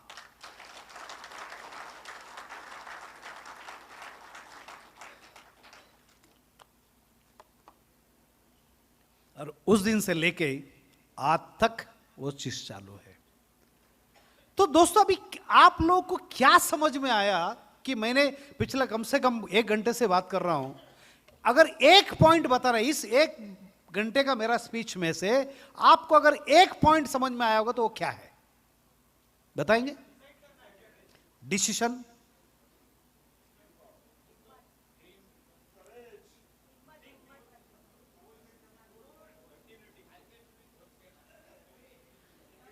दो चीज ध्यान से सुनो। 1, it's you who will decide your destiny. Decision with dedication, decision with sincerity, decision with commitment. सिर्फ मैंने मेरा नाम देखने का करके बोल के मैं चुप नहीं रहा, उसका पीछे काम किया। किस तरीके से वो 1 करोड़ रुपए हो के करोड़पति बनूंगा, वो मैंने सोचा, डिसीजन लिया, सिंसियरिटी था, कमिटमेंट था, हार्ड वर्क किया और मैं करोड़पति बना। एमडीआरटी बनने का सोचा, डिसीजन लिया, सिंसियरिटी था, कमिटमेंट था, काम किया और एमडीआरटी बना। सीओटी बनना था, डिसीजन लिया, सीओटी बना। टीओटी बनना था, डिसीजन लिया, मेहनत किया, काम किया, टीओटी बना। 1 क्लाइंट, 1 चेक, 1 एमडीआरटी, मैंने डिसीजन लिया और मैं काम किया और मैंने हासिल किया। 1 क्लाइंट, 1 सीओटी, मैंने डिसीजन लिया, मैंने काम किया, मैंने काम हुआ। So what is that 1 thing you want to take home today? एक चीज अगर आपको आज दिमाग में लेना है तो क्या है? You can change your destiny by taking sincerely committed decisions. Yes or no? अगर yes है तो जोर से ताली हो जाए।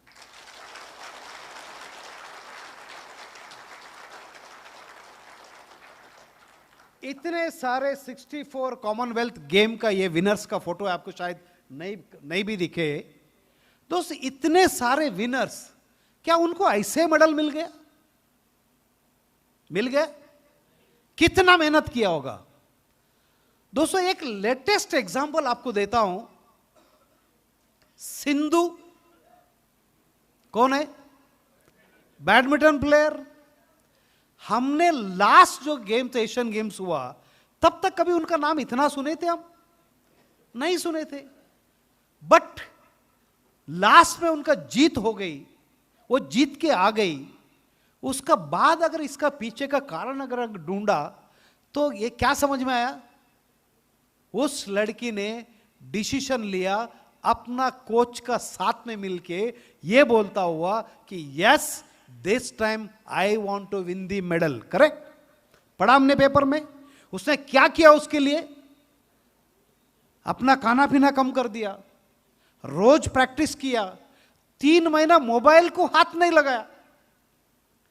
आज हमको मोबाइल नहीं रहेगा तो नींद नहीं आता है। 10 मिनट के लिए कोई मोबाइल इधर उधर लेके तो हम रह नहीं सकते। But that was the sacrifice जिसका वजह से उस लड़की विनर होके आई। आपको पता है आज उसका इनकम कितना हो गया? कितने मिला उसको? कहां तक मेरा फिगर सही है पता नहीं है, अभी तक का मेरा हिसाब से 120 करोड़ रुपए मिल चुका है उसको। अभी एक मिनट के लिए सोचो, उस लड़की की और कुछ करने की जरूरत है? दोस्तों 120 करोड़ रुपए कहीं भी 10% में लगाएगा तो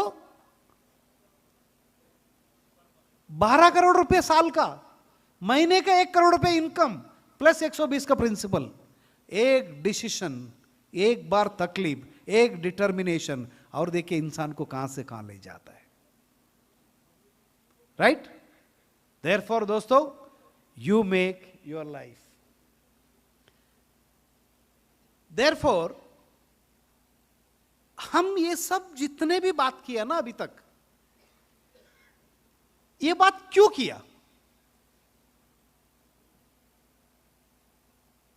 क्योंकि हमें लाइफ में एक वैल्यू चाहिए, बराबर है? एक अच्छे जीवन जीना चाहते हैं हम, अच्छी तरह कुछ हमारा लाइफ जाना चाहिए, और हमको जो चाहिए वो मिलना चाहिए, बराबर है? तो ऐसी कौन सा चीज है जो लाइफ में हम बहुत ज्यादा वैल्यू करते हैं? Money, status,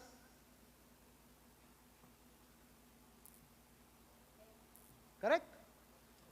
name, money, recognition, quality of life, power, achievements। अगर ये सब अगर हमको मिल जाता है तो हम ये सोचते हैं ना कि लाइफ सुखी है। करेक्ट? जीवन में हमको इतना ही चाहिए ना। अरे क्या बात है, कुछ बात करते नहीं आप लोग?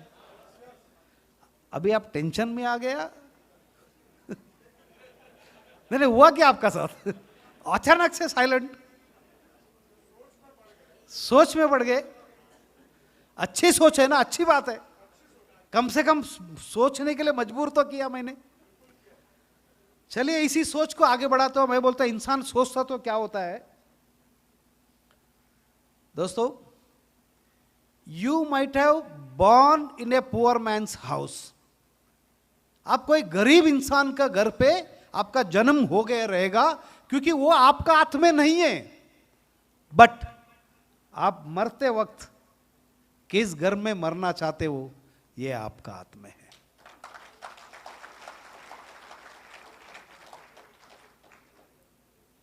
ये फोटो को देखिएगा। हाँ, बस आप इतना खुश क्यों हो रहे?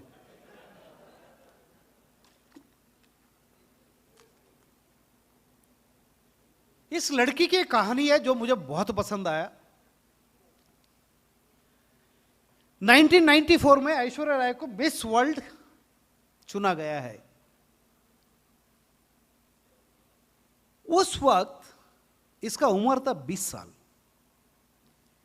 इंसान का सोच इंसान को बनाता है, इंसान का सोच ही इंसान को बिगाड़ता है। सही है?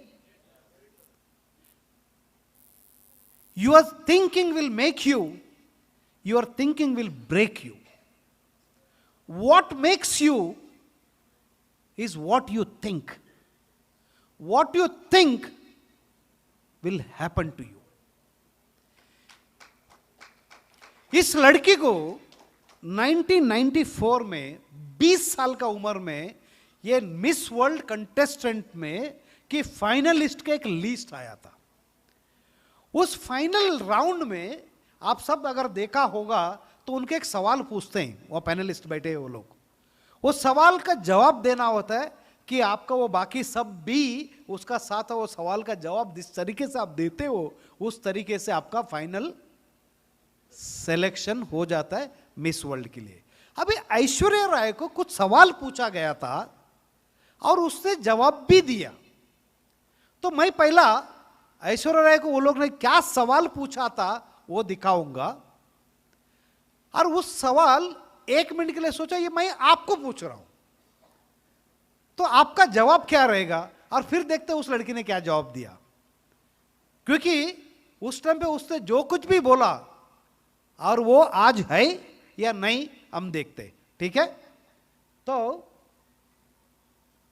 उसको पूछा गया what you want to be, आप क्या बनना चाहते हो, ऐसा उसको पूछा गया। उसने क्या जवाब दिया हम बाद में देखते हैं। आप लोगों को मैंने पूछा था कि आपका गोल क्या होना चाहिए वगैरह वगैरह वगैरह, अभी उस चीज को छोड़ दीजिएगा।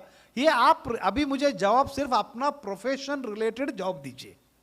आप आपका इस LIC व्यवसाय में, इस प्रोफेशन में आप बनना क्या चाहते हो? What you want to be? MDRT?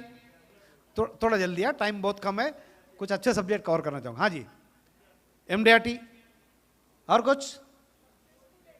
और कुछ? देखो आज आपके पास चॉइस है, नहीं भी जवाब देने का, उसके पास चॉइस नहीं है, उसको जवाब देना ही था और जवाब दिया, इसके लिए वो ऐश्वर्या राय बन गई। करेक्ट? हाँ जी, और कुछ? हाँ, अभी बच्चन बाद में बन गई। वो राय, पहला ऐश्वर्या राय बनी, इसके लिए वो बच्चन बनी। नाम तो था, हम उसका पहले कोई जानते थे उसको? हम नहीं जानते थे, बाद में जानने लगे। हाँ जी, और कुछ? चलिए उसको देखते, उसने क्या बोला।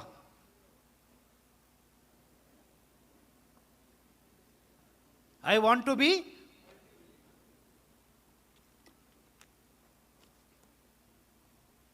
दोस्तों 20 साल का बच्ची, 20वां साल का उम्र में उसको पूछा गया तुम क्या कर बनना चाहते हो? सीधे सीधे जवाब मल्टी मिलियनर।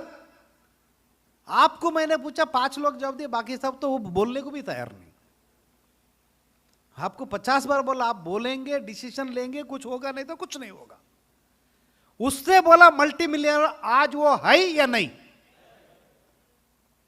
किसने डिसीजन लिया? खुद ने लिया, पब्लिक में बोला, और उतना छोटा उम्र में। हमारा उम्र देखो, उसका डबल ट्रिपल भी हो चुका है किसी किसी का, फिर भी हम बोलते नहीं आज। उम्मीद करता हूं अगली बार तो बोलेंगे, ठीक है? चलिए second question, why you want? कितना अच्छा सवाल है। वो तो कोई भी बोलते हैं ना, आप क्या बनना चाहते हो? Multi millionaire. तो अभी अभी बोलो क्यों? आपका MDRT, COT, ये वो 25,000 कमीशन, ये सब क्यों? सिक्योर लाइफ, अच्छा लाइफ। हाँ जी, अभी भी नहीं बोलना चाहेंगे क्या जी? नाम के लिए। तो वैल्यू ऑफ लाइफ का जो हम बात कर रहे थे, तो उसको पूछा गया क्यों, तो उसने क्या जवाब दिया देखो, बिकॉज आई कैन। मतलब आप और कोई सवाल मत पूछो मेरे से। आपने पूछा क्या बनना चाहते हो? Multi millionaire. क्यों? तो मैं कर सकता हूं, इसीलिए मैं कर सकता हूं। देखो, मल्टी मिलियनर और मैं, इट्स मी। नेक्स्ट सवाल, व्हेन? आपका MDRT, COT, TOT कब बनाना चाहेंगे? Right now, very good. 31 मार्च, ओके। उसने क्या जवाब दिया देखे? क्योंकि वो मत है राइट नाउ, वो बोल नहीं सकते क्योंकि मैं मंच पे खड़ी हूं। Tomorrow means at the earliest, बराबर है? मुझे मल्टी मिलियनर बनना है, इस बुश में मुझे कोई रोक नहीं सकता है, and I will not waste any time to achieve that. Last question, how do you achieve this? कैसा होगा? क्या लगता है आपका MDRT, COT, TOT कैसा होगा? स्मार्टनेस। हाँ जी, सेलेक्ट की जाएगा तो होगा। सेलेक्ट करने से आप मल्टी मिलियनर कहां से बन जाएंगे? मैं अभी आपको पूछ रहा हूं, आप जो कुछ भी मुझे बोला वो सब कैसा होगा? कॉन्फिडेंस, सैक्रिफाइस, मतलब क्या खाना नहीं खाएंगे? चलिए देखते हैं उसने क्या जवाब दिया। Through my power of mind and determination. So जितने भी हम इसका पहला बात कर रहे थे, जितना भी इसका पहले हम बात कर रहे थे वो सारा चीज इधर ही आके खत्म होता है। But end of the day मुझे डिसीजन लेना है और सिंसियरिटी से लेना है, कमिटमेंट का साथ लेना है। और मैं अगर डिटर्मिनेशन के साथ कोई डिसीजन लेता हूं तो इस डिसीजन के वजह से मैं मल्टी मिलियनर बन के ही रहूंगा।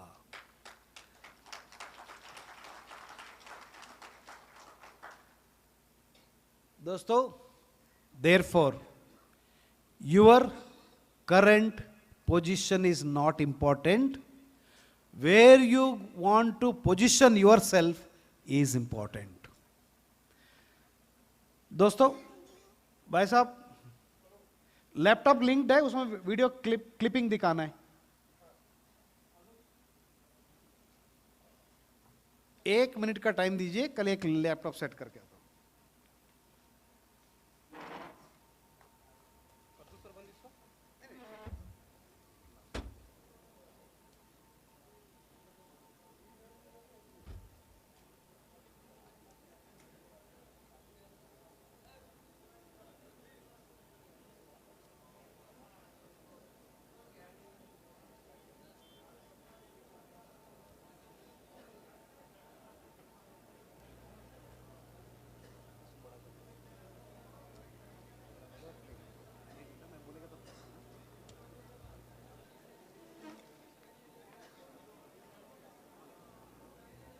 दोस्तों, excuse me,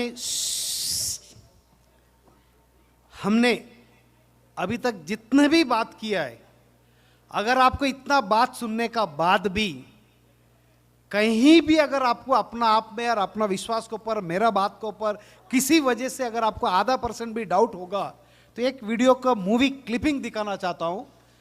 I am sure इस क्लिपिंग को देखने के बाद 2-4 सवाल जवाब करूंगा, उसके बाद मेरा सेशन खत्म हो जाएगा। आई एम श्योर इसको थोड़ा गौर से देखिएगा, ध्यान से सुनिएगा, हर एक वर्ड, हर एक एक्शन को ध्यान दीजिएगा। आई एम श्योर आपका लाइफ में बहुत बड़ा एक ट्रांसफॉर्म हो जाएगा। हमारे लिए नहीं है, हम घर जा सकते हैं, हमारे बच्चे से बात कर सकते हैं, इस लैंग्वेज को इंप्लीमेंट कर सकते हैं। रेडी आप? ओके, थोड़ा लाइट कम हो सकता है तो देख लीजिए, नहीं भी हुआ तो ठीक है, पीछे ये तो क्लियर। लाइट बंद कर, समोर इसको क्लिप बड़ा हो सकता है,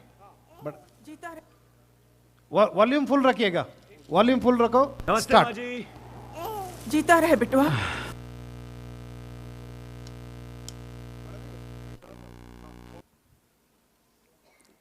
कैसा लगा दोस्तों?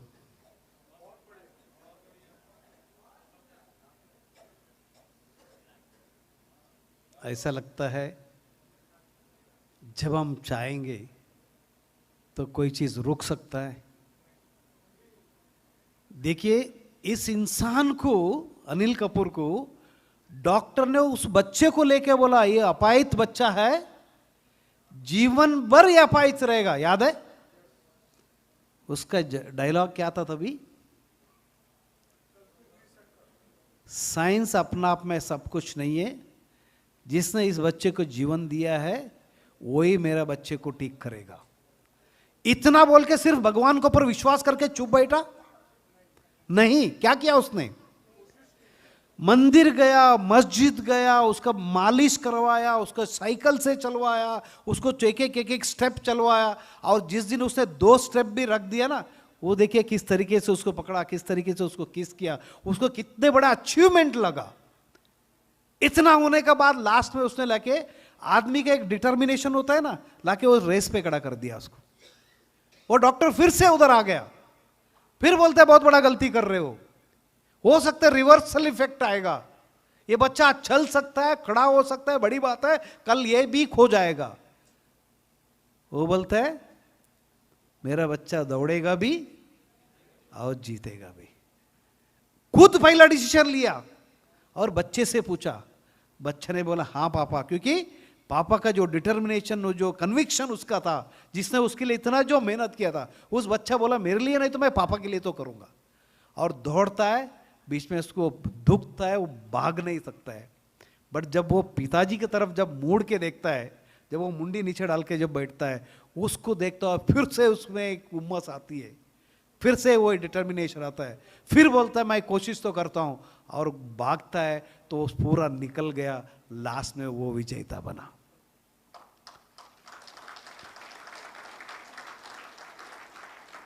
दोस्तों, आखिरी में आपको इतना ही बोलूंगा, आई एम श्योर आपका जीवन में आगे चल के जो भी होगा वो आपका वजह से होगा। आप जो सोचेंगे उस वजह से होगा, जैसा सोचेंगे उस वजह से होगा। आप में खुद में जिस तरीके से डिटर्मिनेशन, डेडिकेशन, सिंसियरिटी, कमिटमेंट रहेगा, उसका वजह से आपका जीवन होगा। आप सबका मुझे पता है, इतना सुनने के बाद आपका रिस्पांस बहुत अच्छा था, आप बहुत पॉजिटिव रिस्पांस दे रहे थे। हर बार कुछ लोग जवाब दिया, कुछ लोग नहीं भी दिया, फिर भी आप सबका चेहरा मुझे यहाँ से दिखाई दे रहा था। मेरा मन में, मेरे लिए कोई भी डाउट नहीं है, आप में से हर किसी को इस बार MDRT होने से कोई रुक नहीं सकता। Thank you so much. आज आप सब मिलके मुझे यहां तक बुलाए, इधर आपका सामने खड़ा रहने का मौका मिला। I wish you all the best. I pray to the almighty lord कि आप सबका इच्छा पूरा करे। Thank you so much. Thank you साहब, आप सब मिलके मुझे यहां बुलाया। Thank you so much.